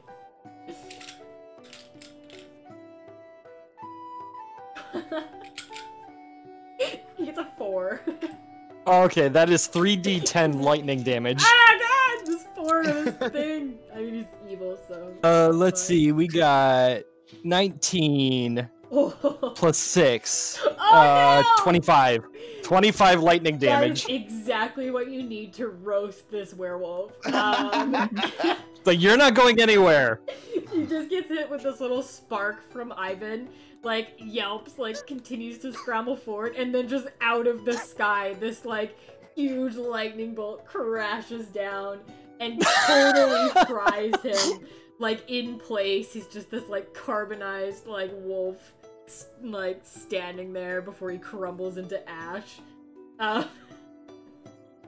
And he's dead! Great job on this wolf that got away. I think that's my first kill. Yay! Yay! Good job. There is still 2 left, so you still have the woman in her humanoid form, and then you've got your the other hybrid form, but both of them again can't go farther than 30 feet from Ivan, so they're still in the area. Yep. One of them she's just had like her arm slightly burnt, and the other has taken currently no actual damage because Lena unfortunately could not actually. That is back to the werewolves. As they can, do they have to roll anything on each turn for this one, Mikey? Or Let's see here. So it says your oath. No, that's not that. All right. As a bonus action, each creature of your choice within 30 feet must make a Wisdom saving throw, or can't willingly move more than it doesn't. Does it say? Let me. No, it doesn't say anything, does it? Yeah, I'm double checking. On a fail save, they can't leave. This effect ends when the creature is incapacitated or dead. So no. Okay. Or if someone like pushes them farther away from you. Huh? Like because it says or if the creature's more than 30 feet away. So I think it would be like if someone like pushed them away or something. But Correct. Nobody pushed them. They can't willingly go farther, but if someone were to like push them away, it would technically work. Yeah. I don't think they would know that, so I'm not going to say that they push each other up. So yeah, that is going to be their turn. So at this point, because they know they can't go farther away, they're going to be compelled to fight. The one that is closest to Lena is going to attempt to injure Lena. So they are going to give a... Yeah, they're just going to use a claw action on this.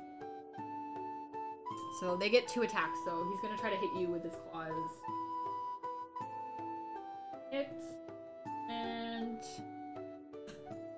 That's a 13. Does that hit you, Lena? Let me check. No. Okay. So yeah, he's like reaches out to claw at you with both of his paws, but he does not hit you for either. You manage to deftly stand out of the way because you're just so annoyed, broody. I just have my short sword like on the ground, like put in space between us. Like no. No. The woman, she is going to shapeshift into her full wolf form. And I don't know if that takes up like... Yeah, it uses an action. So, she's going to change into the full... and that will be her only action. So she's going to change into her wolf form and still be sort of at that 30-foot range. That is, Lena's turn. Well, if she's... Yep, I hear you. I can hardly hear You're her. very quiet, but we can hear you. Oh wait, did we get something redeemed? We did. Scroll of Chaos.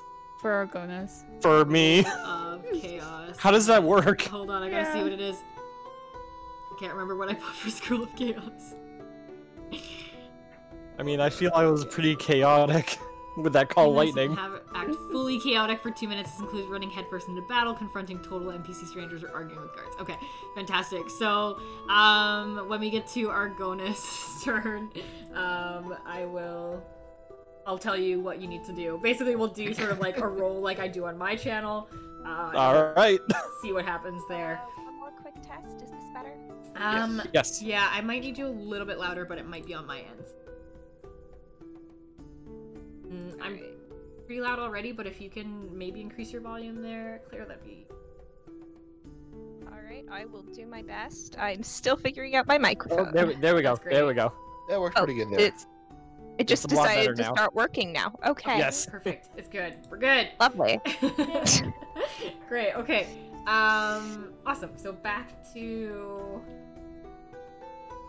Lena. Sorry, I think I interrupted. Yeah, so the lady is like turning into a werewolf. While she's like doing that, am I able to hit her with a normal something, or does it still not count?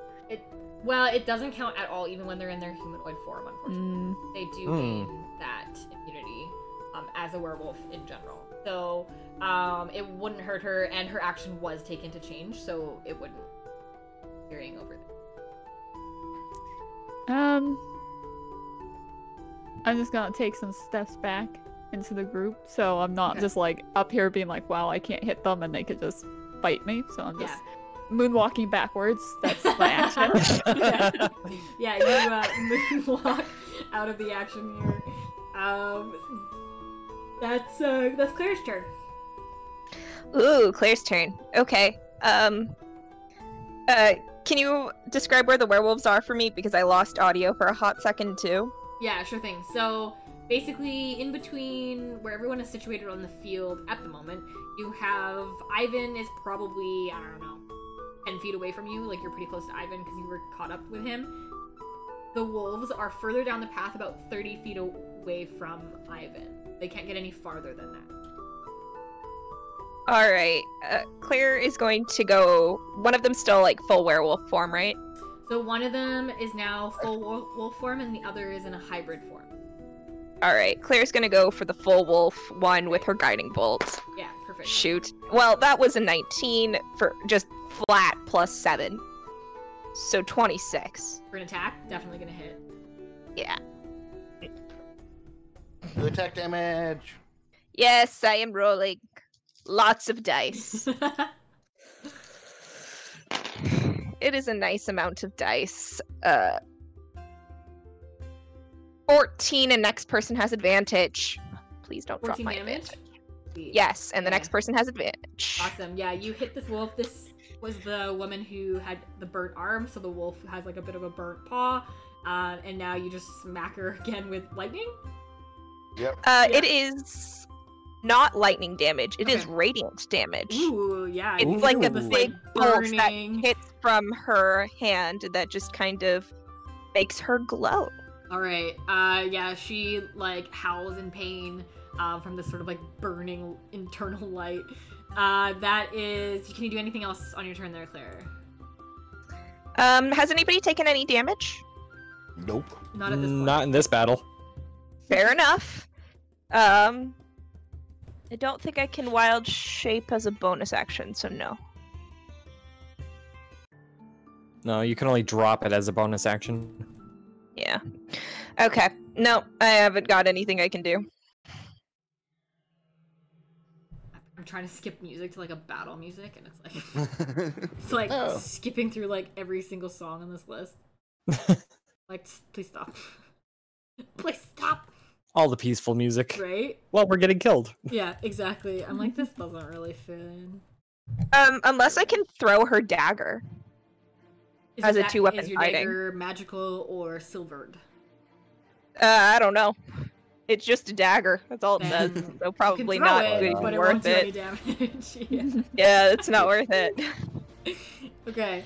So that will be back around to Ivan.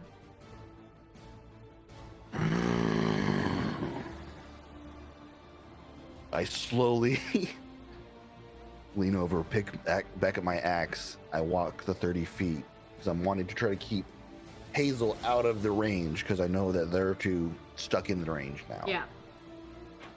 So I'm walking over to them, just twirling my battle axe.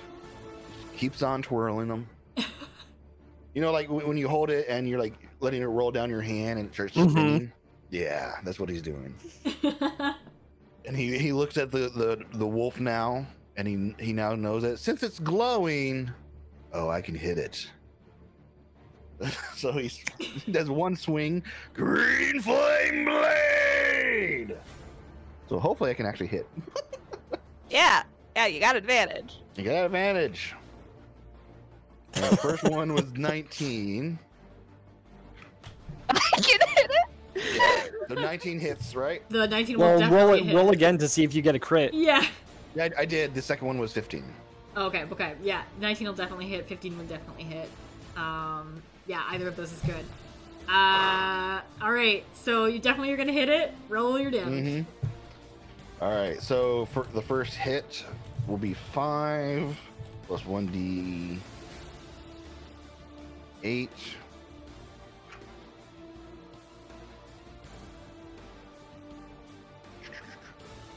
So she will be on fire and 7, and then it will bounce out. Like, is the other guy within 5 feet still, or no?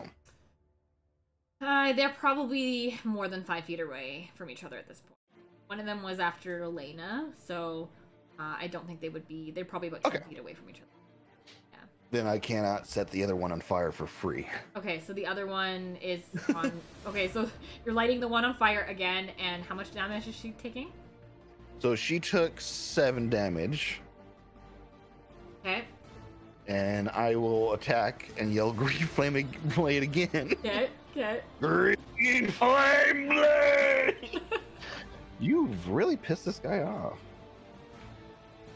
Nobody missed. Oh, that was a 24. That was almost a crit. Oh Nice. my god. Definitely hits. Yeah, alright, 24. Alright, so he will do... This was like that. an anime or something. It would just be Right, like oh, yeah. Ivan in the background, like green flame blade, green flame blade. Alright, 9 more damage. Sweet. Not looking great. And She's Claire on just fire. quietly over there, just going. Yeah, her fur's all like, Glitter. on fire. There's like really burnt looking patches of skin showing through. She's limping and like howling. That is Argonas's turn. Okay, Argonas, we have had a chaotic scroll of chaos. All right, what do you got for me? What were you going to do if this was your turn? I was probably gonna go after the woman because she seems to be the leader. Okay, let me see your character sheet here. And now that I'm looking at Call Lightning, I'm glad nobody else was around because It anyone does within have a- 5 feet would have had to do a dex save. Yeah, so I'm gonna say that this scroll of chaos, you are going to attempt a 3rd level Call Lightning. Oh no! All right. On one of these. So you can choose if you want to do the full wolf, which was the sort of leader of the group, you may.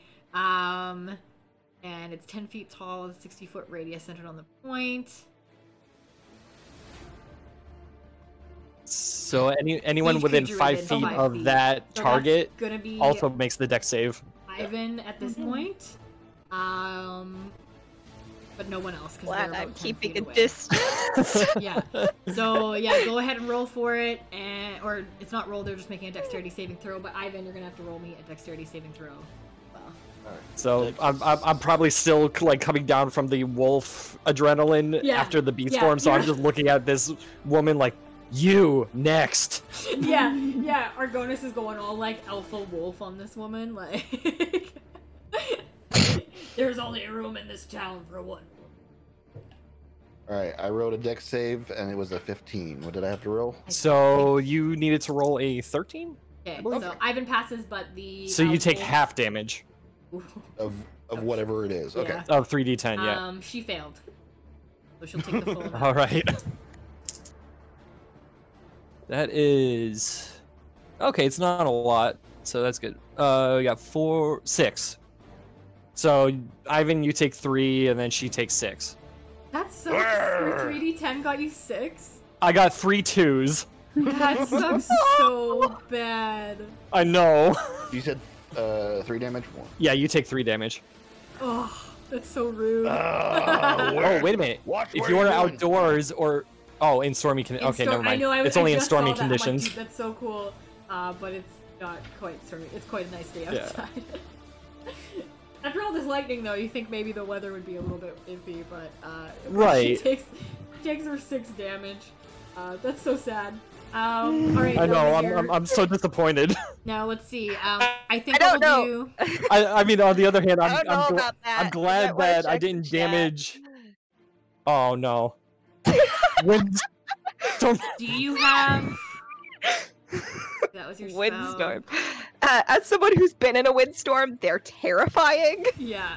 Okay, you don't have any bonus actions because I was gonna say I think what we'll do is this turn is your chaotic turn, but I don't Okay. see anything else crazily chaotic that you can do. I don't have At any this point. health potions that I can take. So Yeah. At this point, I'm just gonna say that our Argonis just kind of like runs around in circles chaotically. As like the rest I of am the turn. alpha. I am the alpha wall. I'm the alpha and the omega. That is gonna be back to the wolf's turn. Now that you are pretty close, she is going to. So the leader wolf is going to probably make an attack on probably Argonis because you're probably making her a little Aw. annoyed at this point. Why you gotta do that? So she is going to attempt to claw at you. So Is two he attacks within on her range?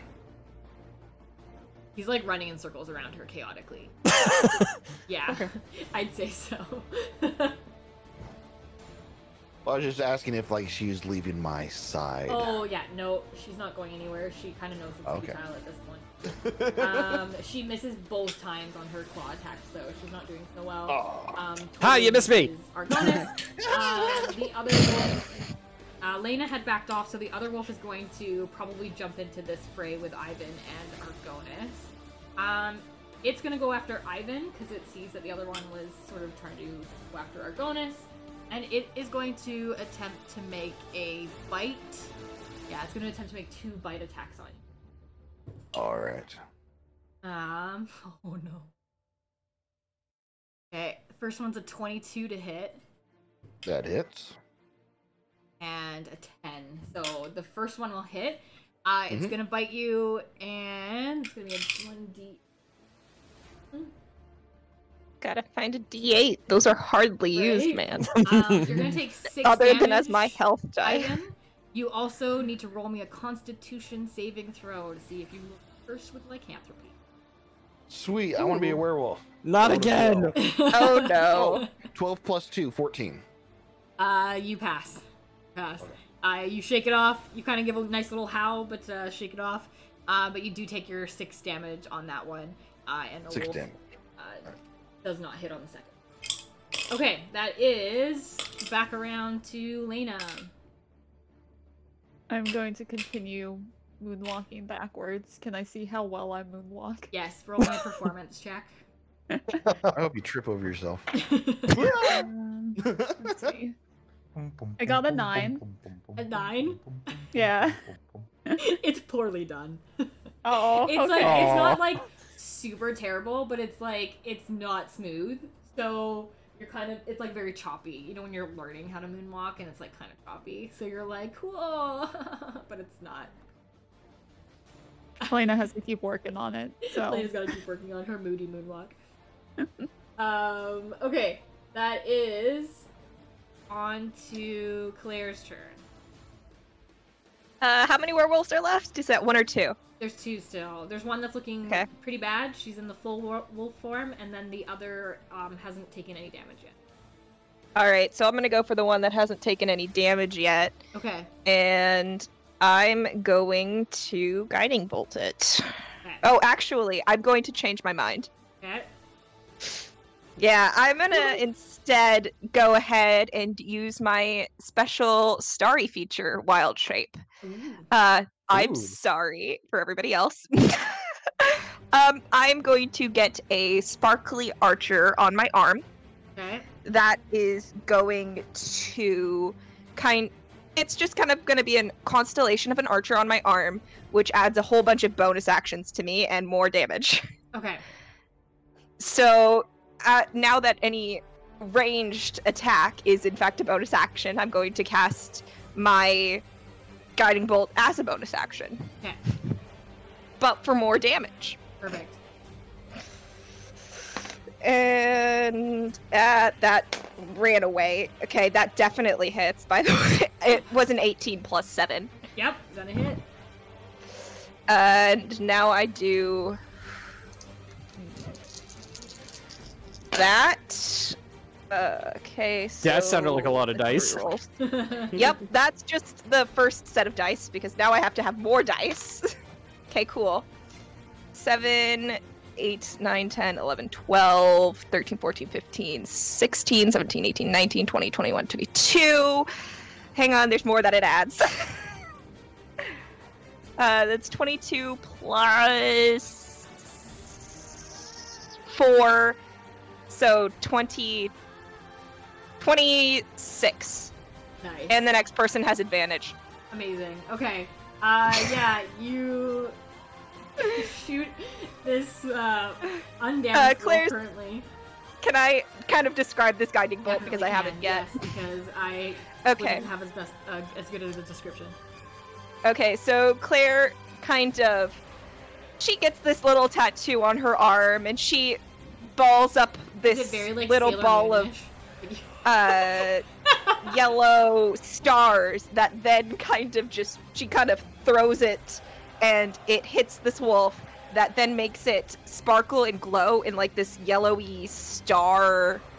Like the whole thing kind of glows in this yellowy star thing as it just hits it really hard and just explodes into an explosion of stars. Okay, it's like fireworks over there.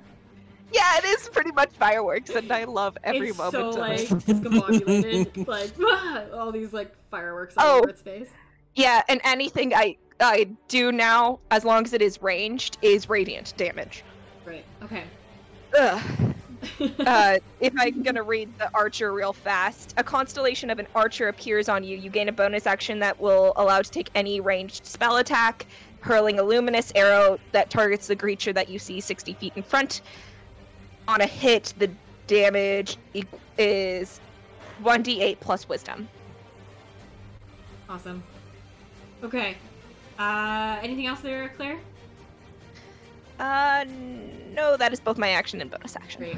That is Ivan's turn.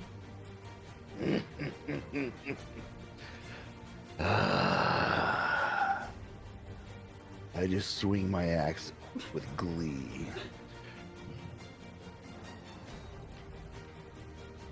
That's it. Green flame! It's like he's psyching himself up with the swing. Yeah. Restart the dramatic pause. Restart. Okay. Do the whole thing over again.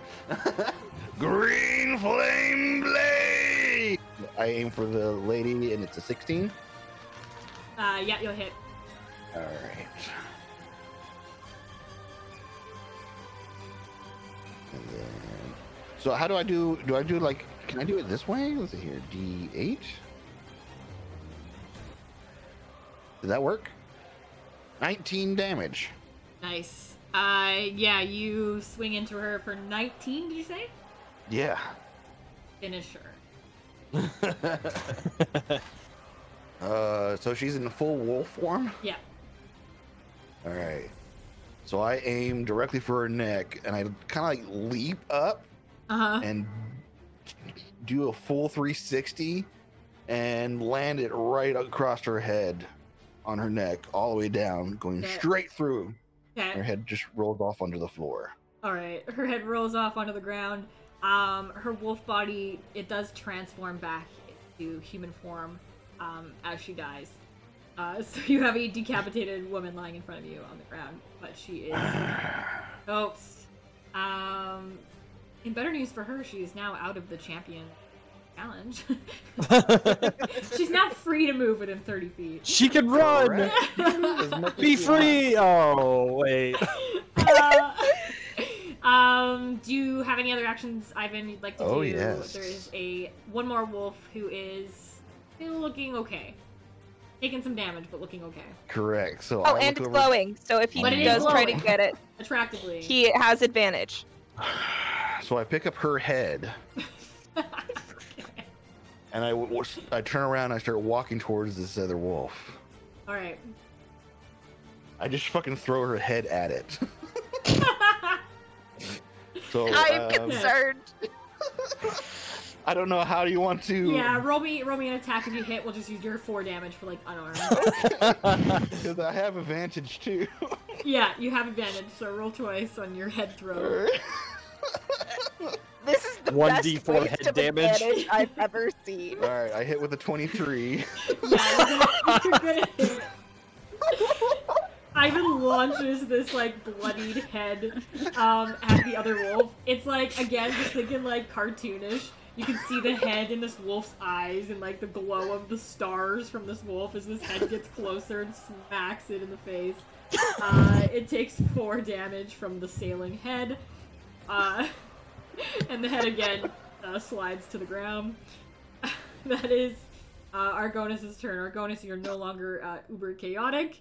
You may proceed as you see fit. Okay. I'm gonna shake my head like, okay, what is going on? Look to the wolf and I'm just gonna throw a fireball at it because that's pretty much all I've got left. Great. Okay. Yeah. Do you roll attack on a fireball? I think so. Yeah, Okay. it's +5 to hit. So Perfect. Go for it. is that a 9? 14. That is going to hit. Okay, that's 2d8. It's 4 on the first one. Ugh! That was a fall off the table. 8 flame damage. Awesome. Yeah. It takes your 8 damage. You light the head on the ground on fire as well. Everything is burning. This wolf is glowing. Oh, it smells so weird.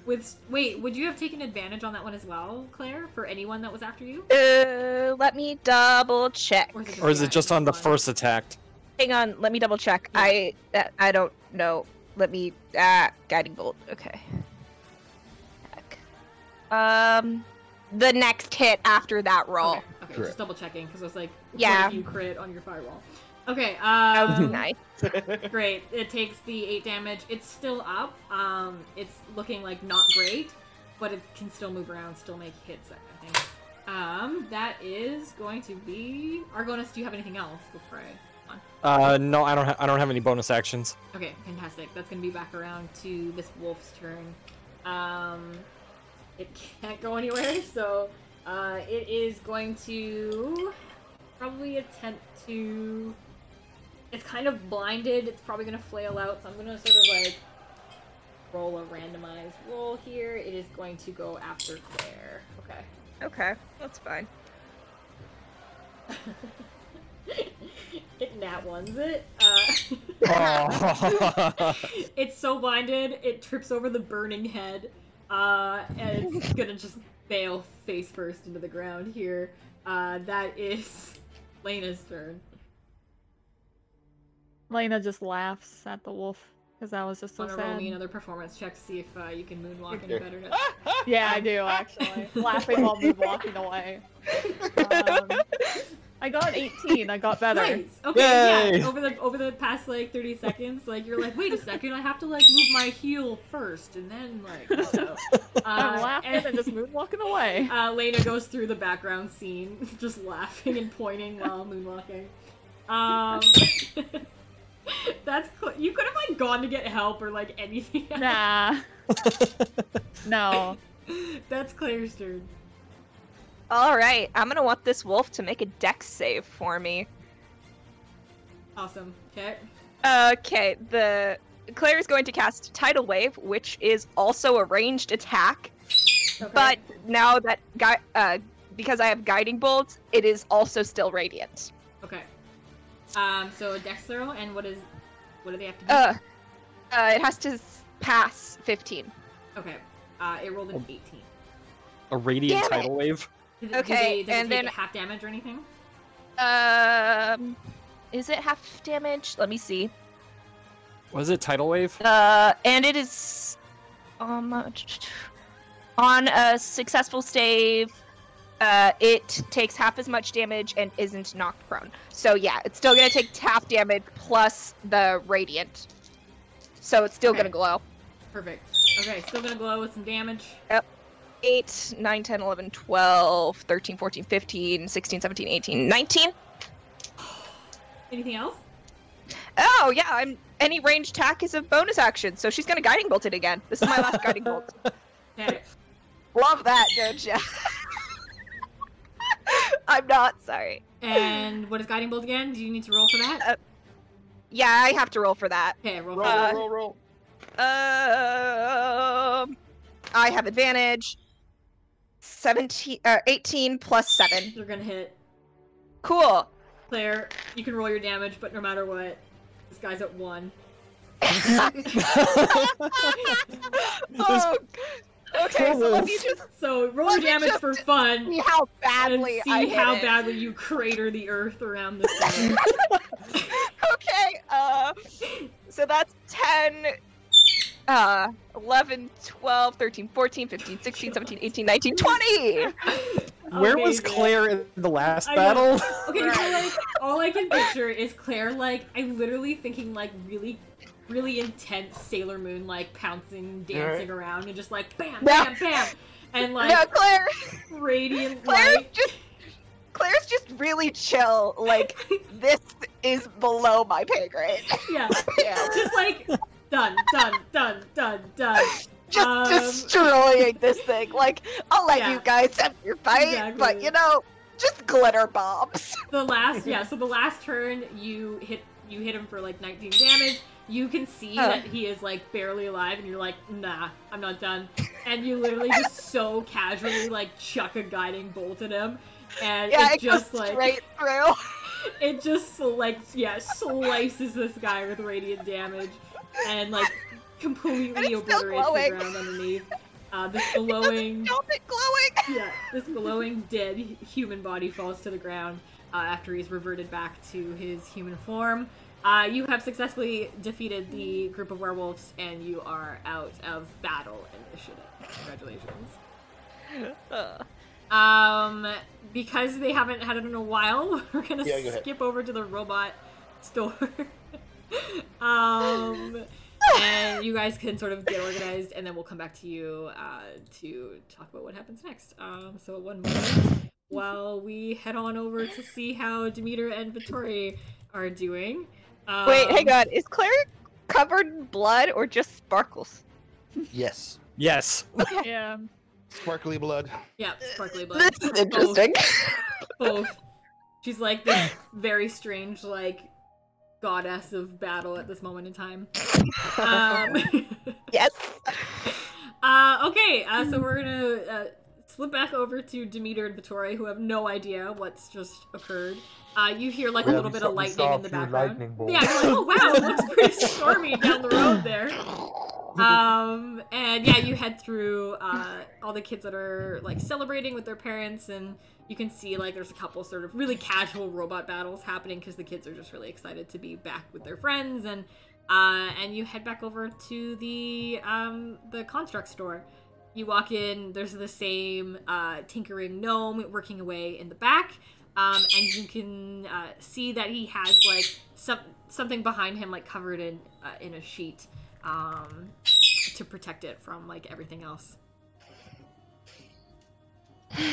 Just wanted to check on the couple robots or constructs that we brought in. He looks up at you. He's got like his goggles on, his big like steampunk goggles. Flips them open. Yes, yeah. I haven't fixed up and ready to go for you. It's gonna be fantastic. He swivels around and pulls off the sheet from the magnificent Orisa bot. He's like shined it up and redone all like the paint, so it's like super beautiful. You can also see that it's got like a couple more sort of extra weapons in there. So this thing can like do like 2-weapon fighting. Oh my gosh, it's fantastic. And he does the little like waggle of his fingers at it and then points to you again, Demeter. The robot sort of like springs to life, pops down off the shelf, and sort of marches over to you. Yes. I've been waiting to get you back for ages. He's What very excited What about to the get other you back. robot, the one for the kid that we were getting fixed for the kids? Oh, don't worry. Yeah, Lance and his friend came back for those, and they got Okay. them back. Yeah, we fixed those up for them Awesome. too. Very kind of you to bring them both back in. So then I look at Vittori and I'm like, I got you a new ride. You can ride this puppy everywhere. Fedora doesn't even pay attention because he's never heard of robots, so he's just looking at everything and just with his jaw like basically down to his knees. Yeah, In so what awe, you like, see is like what the this, hell is this? Yeah, the store full of like so many gadgets and just like pinwheels and gears and like all sorts of stuff all over the place. There's like half-made robots all over the store. Basically they're like magic run robots, so there's these like constructs. You saw some of the children in the village were like playing with constructs like these and having these like battles with them. But it's quite the like very steampunk, very over the top like toy store basically. Yeah, I just look at like the owner and just I'm looking at him and I ask him, can you build me something? He sort of looks at you, a little bit taken aback by like a mouse talking to him, but you know he builds robots, so yes, sir. What would you like? What can I make for you? Do you have a piece of paper and a pencil? He turns back, grabs his little like drawing pad. Yeah. Would you like it? Okay, so do you want me to like roll performance for my drawing skills or not? Oh yeah. You can do Okay. that. I'm not telling you what I'm drawing yet, but The best time Okay. to nat one. Yeah, exactly. I roll a 15. Okay. So Vittore grabs the pencil and starts drawing what us more modern folks would recognize as a motorcycle. Okay. Yes. And I just keep giving like little looks at the owner to see if he's having a stroke yet. Like, what the hell? How am I gonna do this? And but once I'm finally finished, I just lean on the pencil because I'm small. I'm a mouse. I can lean on pencils, and I just lean on the pencil and just give him this look like, "Yo, can you build this?" He is like super unfazed. Looks at the drawing. Yeah, definitely. I can build something like this. How long will it take? He thinks about it. Wow, there's some parts that I'm gonna have to personally manufacture, so it would probably take me a day or two to make sure I forge those right. I can live with that. Awesome. Like a gnome would say awesome. Excellent. I'll get that started right away for you. Thank you very Okay. much.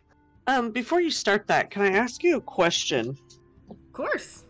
Do you have any idea where there might be, or what any of these symbols look like? And I draw out all the symbols that we've seen at the treehouse. Yeah. That's very smart. I didn't. Have actually you think of that. seen any of these symbols anywhere around town? He looks at them carefully.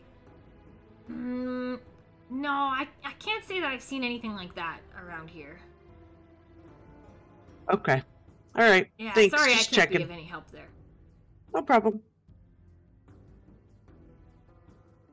All right, so I'm gonna take my robot and head outside. All right, yeah, you take your robot. He also like hands you this little like carrying case for it. He like opens it and shows you like it's got little straps on it, and he snaps his fingers, and the robot like kind of crawls into the suitcase and like folds itself up nicely into this little suitcase. And then he like demonstrates how you close it up and like clasp it. So all you gotta do is snap your fingers, and it'll pack itself right in there. Oh my gosh. Like I can, I'm asking him. It can just walk with me if I wanted to, right? Yeah, of course. He unsnaps the clips, opens it up, snaps again. The robot unfolds itself back into its like four-legged stance, and then he hands you this like suitcase. It's got like the little shoulder strap thing, so you can put it around, free of charge. Sweet. Oh my gosh, you're amazing. He sort of kind of pulls you aside a little bit. If there's any chance, you know, I try to not charge the kids too much, you know, for what they do here, because that's not fair. They're just kids, but I could use a little bit of extra money. So if you're out there and someone asks, you know, where'd you get this, you could just, you know, send them my way. It would be fantastic. For sure. Can I just give him some gold though, even though he said no charge? If you want to, yeah. If you want to tip him. Yeah, I'll just give him, I guess, 5 gold. Sure, yeah. He like, you know, he does the thing where he's like, oh no, I couldn't accept, but then he's like, but if you insist. And he takes the 5 gold from you. I don't think we ever gave him a name, so I'm 100% after Mikey's like images that he's got there. He goes, yeah, you send him on to Mr. Ratchet, and Yes. and I'll fix all new customers up. It would be amazing if you could do that. Will do, for sure. Yeah, and so you've got your robot. He's got a couple days to make the bicycle for Vittori. So yeah, you'd have to at some point come back to pick up that bicycle. Oh, Vittori can just hang out in this city. He doesn't mind. Okay, yeah, if you want to hang out in the city for 2 days, you can. Okay, so hop back on over to the other party for a second. You folks have just finished battling these werewolves. Hazel is slightly healed, but still looking a little worse for wear. The rest of you didn't really take too much damage. I think Ivan took a bite, but it was only like 6 or something, so it wasn't a lot. So you all are looking. And lightning damage too. Oh yeah. Sorry about that. Damage. Poor Argona. And sorry, what did you say, Claire? Who has the worst damage? I might be Probably Ivan. Hazel. Oh well, I yeah, guess yeah. If we're comparing Hazel. I'm down 15, but I still have 29. I'm doing all right. All right. I'm doing all right. Hang on. All right. Do either of you want heal? Sure. Because I've got a decent healing. Yeah. I only need 5 hit points. Oh, then there's no need to do that. She's gonna Yeah. go up to Ivan. And she's going to cast Cure Wounds and kind of touch him. Touchy hand. Oh. Touchy hands. Well, she kind of has to. It is a touch. Can I go over to Hazel and do a medicine check to see if there's any bite marks on her? Yes, you can. Roll me. Is that a roll, or are you just checking? Oh. It's a medicine check. Okay. Yeah. It'd be pretty obvious. I don't know if I'll even like. Yeah, I don't know if you need to do a super huge check on it, but you do go over. She 100% has bites all down her arms. Okay. Oh. We need to get her back to the village.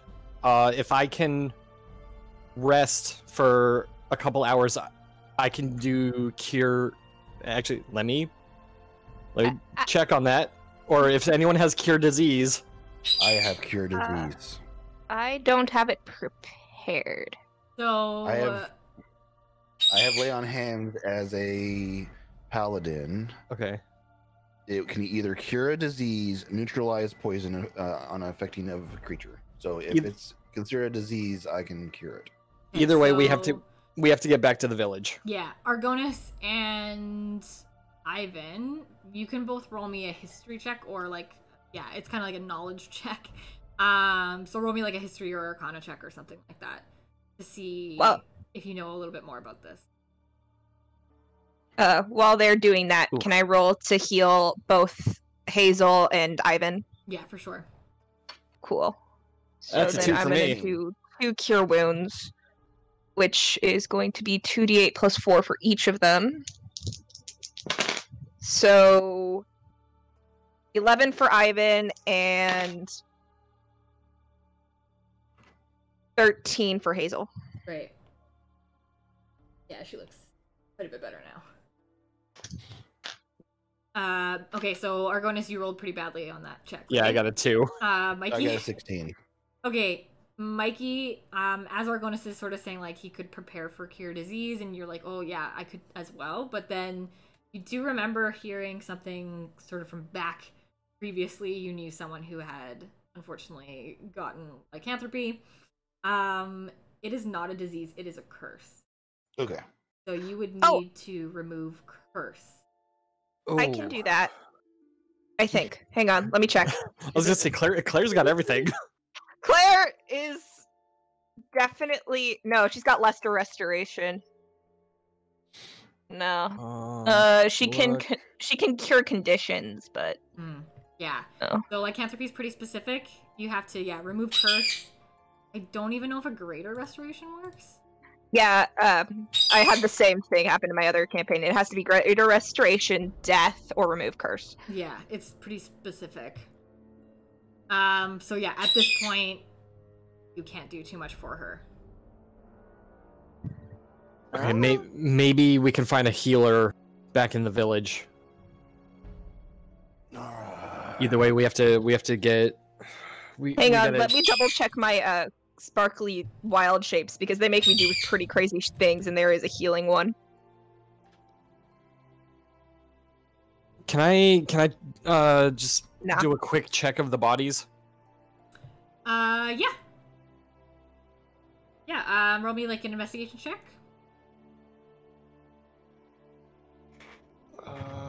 7. I'm gonna use my guidance on it. 8. You don't find too much on the bodies. They didn't have a lot with them. You didn't find anything with them. They did like throw the pendant, but that was pretty much like all they brought with them. Okay. I think Ivan picked up the pendant, right? Yes. Yeah. Okay. All right. It's a That's it. trophy. That's it for me. Kirby. I think like he could hear. I had like the phone on to like lurk in the channel, and I think he can like hear it chirping back. It's like you're talking to yourself, bud. It's just you. Oh lord. Okay. Awesome. So you folks are gonna bring her back to the village. Oh yeah, I'm gonna pick her up. Okay. Yeah, she looks pretty concerned. She couldn't really totally grasp what you were talking about, but she sort of looks down at her arms that are still like covered in these bites, and like some of them have like healed over, but it's like scarred.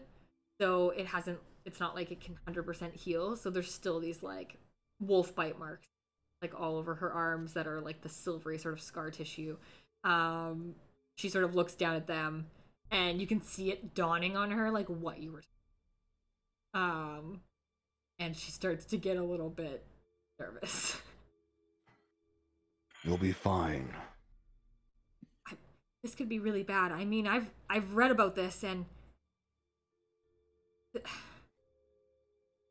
I don't. What happens? I'll be by your side. You're fine. I'm still just running towards. You're just very calmly talking, but I'm just fucking It's running. totally in. fine booking it. Totally fine. Claire tries to kind of distract her, and she kind of taps on her, and she's like, "Hi, I'm Claire." Hazel kind of looks at you. She's probably never met someone of like your race before, so she's like, Yeah, she's just got these big bunny ears. Exactly. And they're just like so soft looking and so nice. And she's like, very nice to meet you. I'm Hazel. I'm a bunny fae. She kind of laughs. She's like, I'm so sorry. I've never met anyone like you before, and it's very nice to meet you, and I'm very glad that I'm broadening my horizons. It's nice to meet you too. You're broadening your horizon. What kind of things are you doing? just getting to know, the individuals that live in the kingdom. Whereabouts do you come from, Claire? Are you in Talamayan? I've traveled quite a bit in Talamayan, but I don't know if I've maybe come across your folks at this point.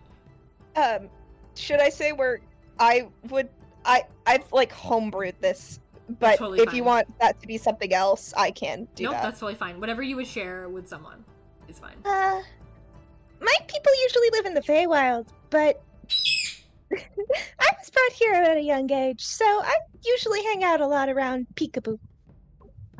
She, her eyes kind of widen a bit. The Feywild? That's incredible. That must be pretty weird. So I haven't been there since I was really little, though, so... Yeah, wow. That's really interesting. At this point, you both sort of make your way back into the village. You can see everybody's, still celebrating. They all kind of wave at you as you come back in. They have no idea what was going on. Wow, that was a interesting storm out there. Did you guys get caught in a bit of bad weather? Oh no, we're fine. Just Do you have anybody that knows medical aid? we need a healer, like a good healer. They kind of scratch their heads a little bit. Yeah, you can talk to Lois. She usually does up all of our bumps and bruises. Where? They point you over to one of the houses on the end of the row. I run towards that house. Sure. Yeah, you head over towards... He doesn't do anything halfway, does he? No. Just running chaotically through town. Do we see Demeter and Vittori? Yeah, so you might not see them, but Demeter and Vittori, you folks come out of the construct store. You can see Ivan carrying Hazel, running chaotically through the town, followed by Argonas and Claire and Lena moonwalking behind them. It's the only way I walk now. That's it. It's the way it is. And you see them sort of heading towards this little house on the end of the row. I look at Vittori and I'm like, what the heck did Ivan do now? I start running in the Claire's same built to be a direction healer, because but if she's not Ivan that starts good of a running, healer. Ah! Hmm? Claire was built to be a healer, but not that good. Yikes. Yeah, so you folks join up with sort of the rest of the party as you make it to this little house. It's very well kept. It looks like there's definitely like a living quarters in the house, and then the front room has like the door is open. There's a little sign on it that just says like Lois's shop, and there's like cute little signs everywhere that are like welcome in, and you can definitely tell it's almost like, like a kid's doctor, right? Like everything in this village, like they're very obsessed with their kids and making sure that they're okay. And so there's like it's set up with like toys and stuff, like a little doctor's office. Yeah, so when you walk in, it's pretty quiet. No one's really in there today. As you sort of walk in, you don't see her, but you hear from the back room, well, Sarah, you look fine, and I think, you know what? I know you don't remember what happened, but you seem okay, so we're going to meet up. We're going to meet up each week, and we're just going to check in on you and make sure that nothing happens and nothing comes up, but I think you and your folks are going to be just fine. I need a doctor! Dear. They go totally quiet. You hear this like murmur of like, well, that sounds like we're finished up here for today, so let me walk you out. You see this little family with one of the children that you rescued. She waves eagerly at you as you go by. And she's like telling her parents like all about you and everything, and like that guy wears a vulture head, and that one shoots fire, and, and she sees like Victoria, and she's like, I have no idea what that one is, but he's cute. Victoria just hisses at the kid like a cat would do, an angry cat. Like, oh, never mind, sorry. And the little family like skirts out. The parents look really nervously at you, but like they're very thankful. They know that you brought them back, but they're like, okay. And they head out of the shop. The healer comes out of the shop after the little family and comes into the waiting room. She looks around at all of you. She definitely looks to be like an elf or something. Like she's not human like most of the villagers. She's probably had her shop here for quite a long time. She comes out into the little waiting area and observes all of you. Like, most of you are, like, covered in blood and, like, sparkles and, like, there's still a few feathers here and there. They're tiny stars! Ivan's still carrying Hazel, who's, like, covered in a little bit of her own blood and some bites, and, she just kind of looks around. Oh, dear. This is quite the scene. I'm Lois. I walk past Welcome her to and my I clinic. start going into her clinic. Oh, yeah. excuse me. Claire's kind of gonna stop her, and she's like, "We had a bit of a run-in with werewolves. We were fine, but that girl got bit." She gets. Is it something that we should worry about? I mean, we've just got all the kids back. I would hate to see us have any more issues. Where did they come from? Where do they go? And where did they go? They are not going anywhere. You won't have to worry about them. Oh. that now. I see. No, we stopped the werewolves, but she got bit. So if you know lycanthropy, that might be helpful. She sort of frowns. Unfortunately, I don't think this is something I'm going to be equipped to handle. You're going to need someone that has the ability to break a curse. Not something we look at a lot here. Do you know of anyone? Or do you know of anywhere we could go? Like She kind of nods. Yeah, she nods at you.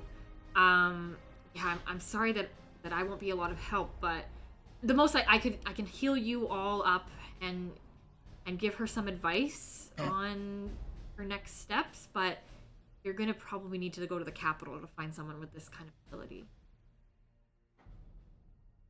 You can just hear Ivan rummaging through her supplies. You're finding like little bandages that have little like characters on them, and like Claire apologizes to the doctor. She's just a like, jar of "Oh, lollipops. sorry." Yeah, little lollipops, like, you know, the little like bucket of like treats that are like little random toys and stuff, and like toothbrushes. Like They're all over the floor now. Yeah, they're just scattered everywhere. Hazel's like, Ivan, it's fine. It's fine, Ivan. Ivan, it's gonna be okay. You were hurt. I let you go one time. No, Ivan, it was my fault. I shouldn't have gone off by myself. I was just trying to do my duty as princess, and I thought I could help them, and I recognized them from the last village, and I know it didn't go well there, but I was really hoping that I could help them, and it's my fault. I deserve this. It's my fault. No, I've let you down. I was supposed to protect you. Oh. She cries. She just like bursts into tears. Gives you like a really big hug. The healer kind of comes into the room. She taps the bed that's like in there, like the little, like, you know, doctor's office bed, examination table type thing. She taps it to like kind of have Hazel sit down. But Ivan like sits on the bed. She sort of smiles a little bit, but like she's pretty solemn. listen, I don't know you, but there's gonna be some things you probably need to know about your condition at this point. If she kind of looks at Hazel's arms that are just covered, if you did unfortunately gain this curse, it's gonna change your life for a bit until you can find a way to get rid of it, which I have all the hope in the world that you'll be able to do. But for the good of all of your friends, you need to not give in to this. It's gonna feel like you should, and it's gonna feel like it'll give you strength or what you need, but it won't. It forces good people to be evil, and you need to fight it. Hazel sort of wipes away her tears and nods quietly.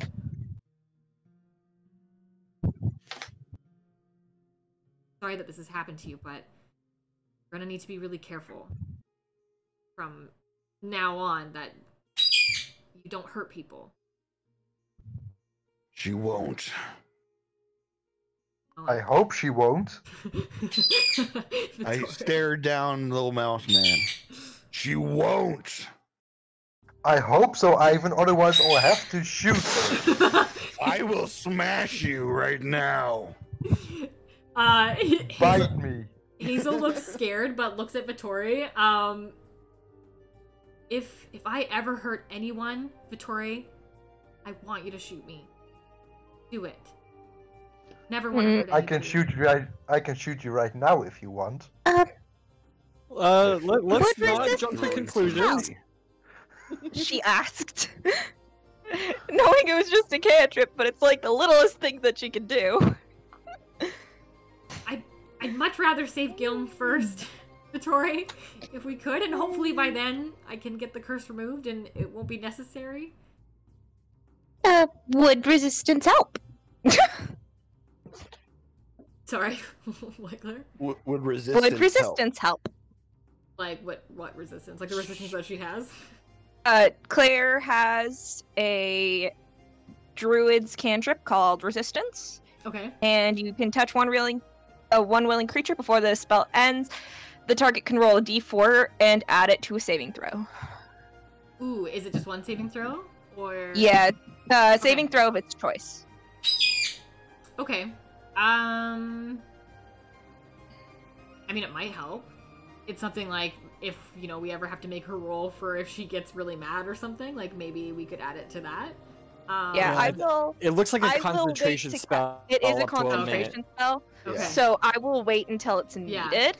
But as long as I'm here, at least that helps. Okay, yeah. So you kind of have this discussion with her. She nods. You sort of agree that if you get to a point where you're maybe in a battle or you get into a situation that might be a little bit scary or something, like that you would be able to use that to help her out. Lois also sort of pulls out sort of a chart, and it's of like the phases of the moon basically, and there's some dates on it. She kind of looks through it. Now, there is something else that you do need to know, and as much as you will resist every other day, on the full moon you will not be able to. In 3 days. What about this? And I'll pull out the pendant with the moon on it. Lois takes a look at the pendant.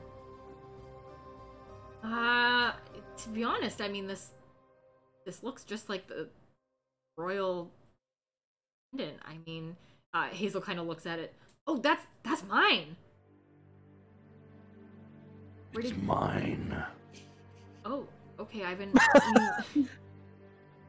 I must have left it in the village. That must be why they knew I was royal.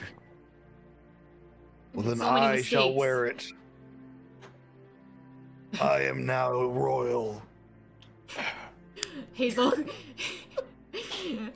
like so patient.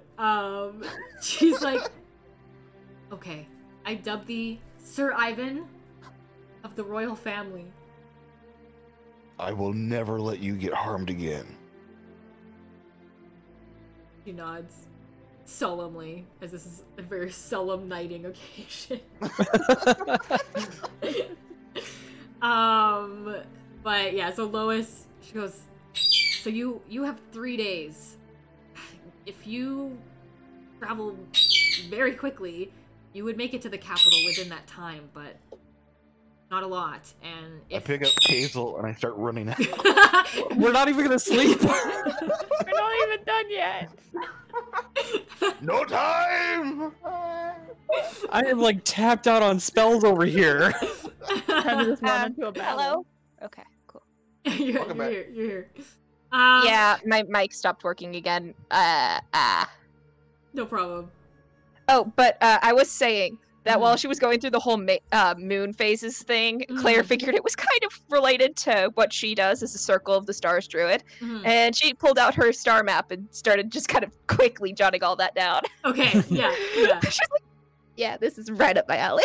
Okay, yeah. So you've got this whole, like, tracker going. Yep. Tracker app. Totally. Ivan, yeah, picks up Hazel, starts to, like, leave the clinic. Lois, like, goes to sort of call out, but you've already sort of run out. Lois faces everyone else in the party that's still there.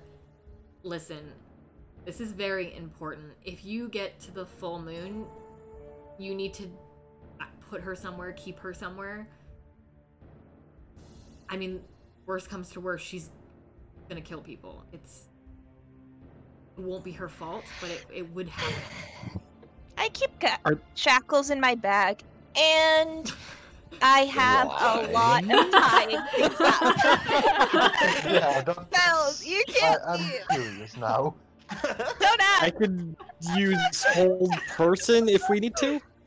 Oh, I have like 4 different spells to keep her restrained. What's her weakness? Why? All right, don't make Claire upset. Got it. No, you don't want to do that. Everybody said a safe word with Claire. Family friendly. Family friendly. Claire, she seriously got 4 different spells for the purpose of keeping them restrained. She's strong or wise. Lois nods. If there's anybody that's gonna keep her from hurting people and herself, I'm sure you seem like a capable but strange party. But I just can't impart this any more strongly. If you want her to be safe and for her not to hate herself, you're gonna need to keep her away from people if you make it to that full moon without removing the curse. Or we can shoot her. That is a horrible idea. It'd be nice for that Are not to there- happen. Are there any potions that would like negate the transformation process? None that I know of. Again, I don't know what a lot. I haven't encountered a lot of lycanthropes in my time as a healer here. Mhm. It might be something to see about, but I wouldn't know. I do know a little bit about werewolves. Can I make some kind of roll to see if Claire does? Sure. Yeah. Alright. Maybe pull out a notebook, see if you can like figure anything out. From what I know, I don't think there's a ton you can do, but I'll see if there's anything out there that I will. Oh. Okay. I just rolled my die. I will wait to hear what it is, but Okay.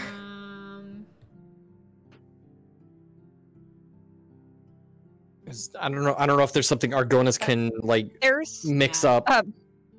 there is a flower that's supposed to cure lycanthropy.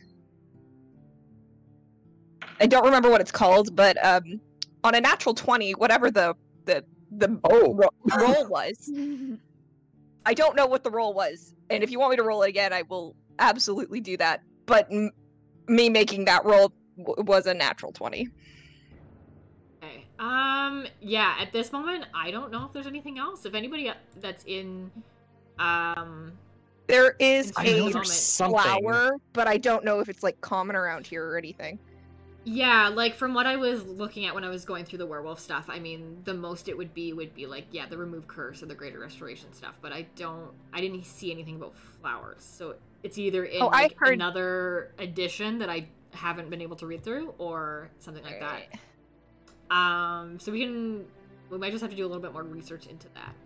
Yeah. See what it would be. Belladonna, also known as Wolfsbane. Yeah, well, yeah. That's Wolfsbane. it. Yeah. Okay. And does it cure it? That's I've heard of it working before, but that part is kind of up to the DMs. So Okay. Or if anything, we could.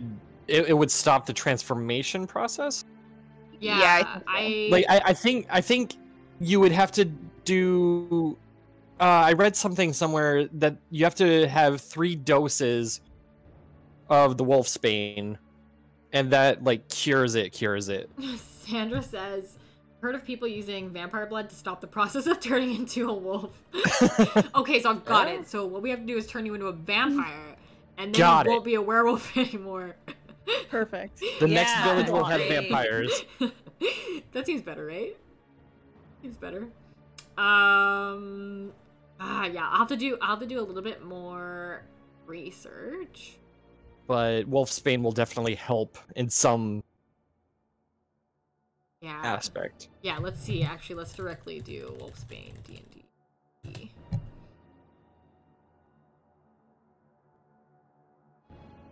Okay.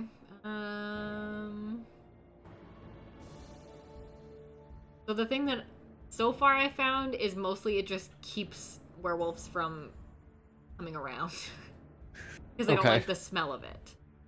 Yeah. Basically, what I'm reading through is mainly the spells that we've already looked at, remove curses, other than if you want to do a narrative cure, which is basically saying that, hey, they can go off and hunt down Wolfsbane, and you have to go defeat this guy and turn it into this potion. Yeah, and stuff exactly. Like that. Yeah. So I think a lot of it's homebrew, and I think that's why we have so many different things. So it's going to be Okay, dependent so- on DM. So yeah, I would say at this point, what you folks would know is like you've heard rumors that there are ways to get rid of lycanthropy. You're maybe thinking it could be Wolfsbane. You're not sure. Lois doesn't know.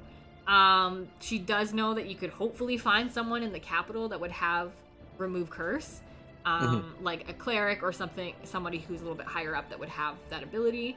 But she doesn't quite know what else there could be that you might be able to find on the way. She's not sure. But yeah, Sandra, yeah, I think the only ones remove curse is like wizard, cleric, paladin, something else. Can have remove curse at some point. So we'd be looking for someone with those abilities. Yeah, so Lois doesn't know anything else at this point. Claire, you've like written in your notebook somewhere or something about Wolfsbane, but you're like you haven't confirmed. Claire, as a Circle of the Stars druid, has a star map, which can be whatever I want it to be. So I guess it could be a notebook. I don't know. Okay. Yeah, sure. Whatever you would keep your knowledge in. It's in your brain, Yeah. or it's in a book, or it's on your star map. She- Totally. Physically has to have a star map. I don't know what it is, but it is Yeah. a star map. I'll call it a book. So Totally, Yeah. Totally up to you. Sweet. Okay. Yeah. All right. So at this point, we are at 3 hours, so we could end it here. Or we could. I mean, we can keep going, but I don't know if it would be the best because I think it would be a little long. So I think it might be best to sort of end here for the day. And then I would hope maybe if we could maybe rejoin next week, if that's a possibility for anybody. good. if I can, I'm free if I all can- next weekend. Woo! I am also free next weekend. If I can continue to join in with this, I am excited. Yeah, for sure. Drink is acquired. Yay! Could we end with at least a long rest? Yeah. Like, Totally up to you. like sleep in the village before we head off to the capital? That's Yeah, one yeah. night Yeah, wasted. Claire's got nothing left. Well, It- actually, it's- she's got all of her spells and all health. But... Basically, at this point, you sort of have like 3 full days before it would be the night of the full moon. How far is the capital from us? Probably a good 2 days travel. Okay. Okay. Well, while we're traveling, Claire does have her spells left, and her spells are apparently quite powerful. And if I'm joining you guys, we would be fine on a 1-day thing. Yeah, for those of you who would probably like know the map as well, from here to the city's pretty clear. It gets out into more of like plains and less of the forest area. Much easier to see if there's anyone around or if you'd be attacked. So it's a pretty quick trip from here to the capital. Like there shouldn't be a lot in the way, but it is 2 days. Yeah, one question. So like, we've been fighting all day. Like, is it almost the evening then? Yeah, it would definitely be getting close to the evening. So that's why I'm like 3 full days. So we still have 3 full days. Yeah. Yeah, so we'd have 3 full days after that. So if we rest, we still have 3 days. Yeah. Right, and long rest is only 6 hours. So what we could do, we could just rest for a few hours and then leave like in the middle of the night if we have to. Yeah. Out of curiosity, how long has it been since Claire did her druid shape? Was that during the fight? Yeah, that was like at the end of the fight. Oh, probably wasn't that long ago. It was like maybe 25 minutes because you guys ran back into town. Cool. So That lasts a pretty long time. Okay. And she doesn't have to like get rid of it or anything. It's Is it just like a 24-hour tattoo. thing? No. It's a several hour thing, but I don't know how long it is. It is considered a druid shape. So 2 hours. Okay. So if you do a long rest, it'll probably be on by the end. Okay. Yeah, but she has the ability to redo 4 it. a.m. Sorry, Lena, what did you say? I will leave at 4 a.m. as a plan. Okay. Yeah. Yeah. Great. Okay. So yeah, all of you can do a long rest. I can say that you get put up at the inn. Like everyone is super welcoming because of course you're like the heroes of this little town. Hazel's definitely a little bit more subdued. She puts on like a long sleeve like cloak to like hide her arms. And you folks get rooms at the inn for free, basically, because they're happy with what's done. I take Hazel up to her room. Does Claire still have to pay, or is she considered part of this group? They are like so all over the place. You just came back with this like party with all the kids, so they just assumed you helped them. So yeah. I'm sorry. That is horrible. So yeah, they're like hero. Oh dear. And same with Vittori, like. we don't know what we did, but sure. Yeah. I mean, technically, Vittori is part of the group and is like one of the heroes of, or one of the like the people of the Kirby's. So. Exactly. So. Yeah, Claire's also working with the Kirby's, yeah, but you guys have done a lot of heroic things. You just didn't But specifically save the children. But were you in the city. invited by the Kirby's? No, not this one. Well, Queen, yeah. I think you were. Yeah, not in this particular adventure to the capital, but you were invited by the Kirby's originally. Like, yeah, you were she's reached out to. She's definitely a pretty good adventurer. Yeah, you were on their radar. She's Even when she wasn't planning on solid.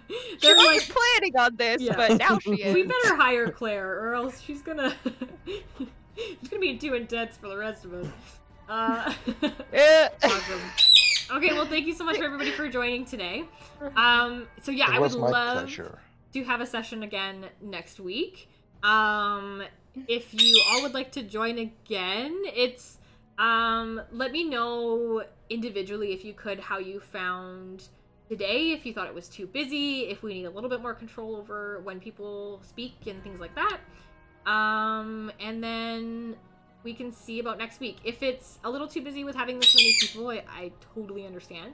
And we can narrow it down a little bit and we'll just have to split up a little bit more, unfortunately. But let me know if this was okay and you enjoyed.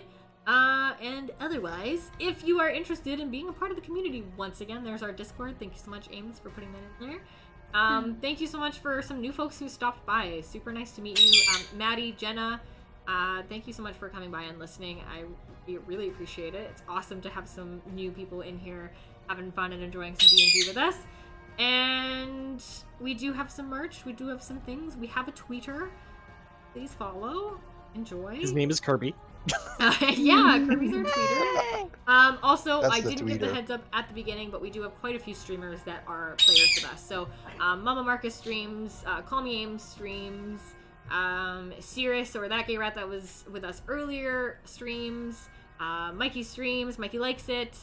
Thank you, Sandra, for doing all these shouts outs. I do. Oh, Buddy Baby streams. Everybody does, yeah. Same name. Make sure go check them out. We are trying to. Okay, here we go. It's a bonus for 2020.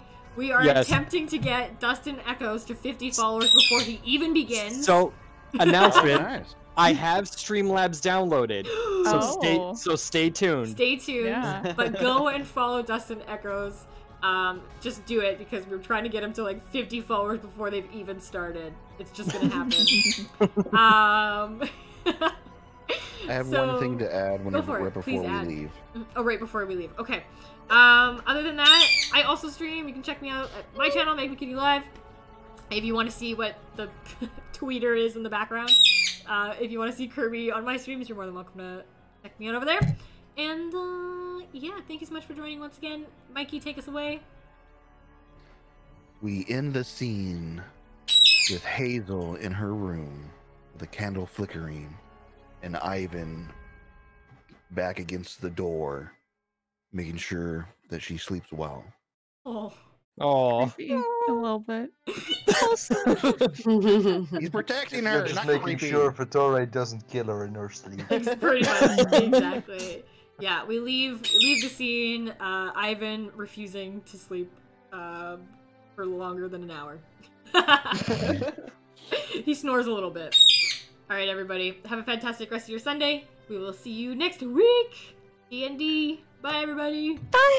bye. I can't wait to guess next week again.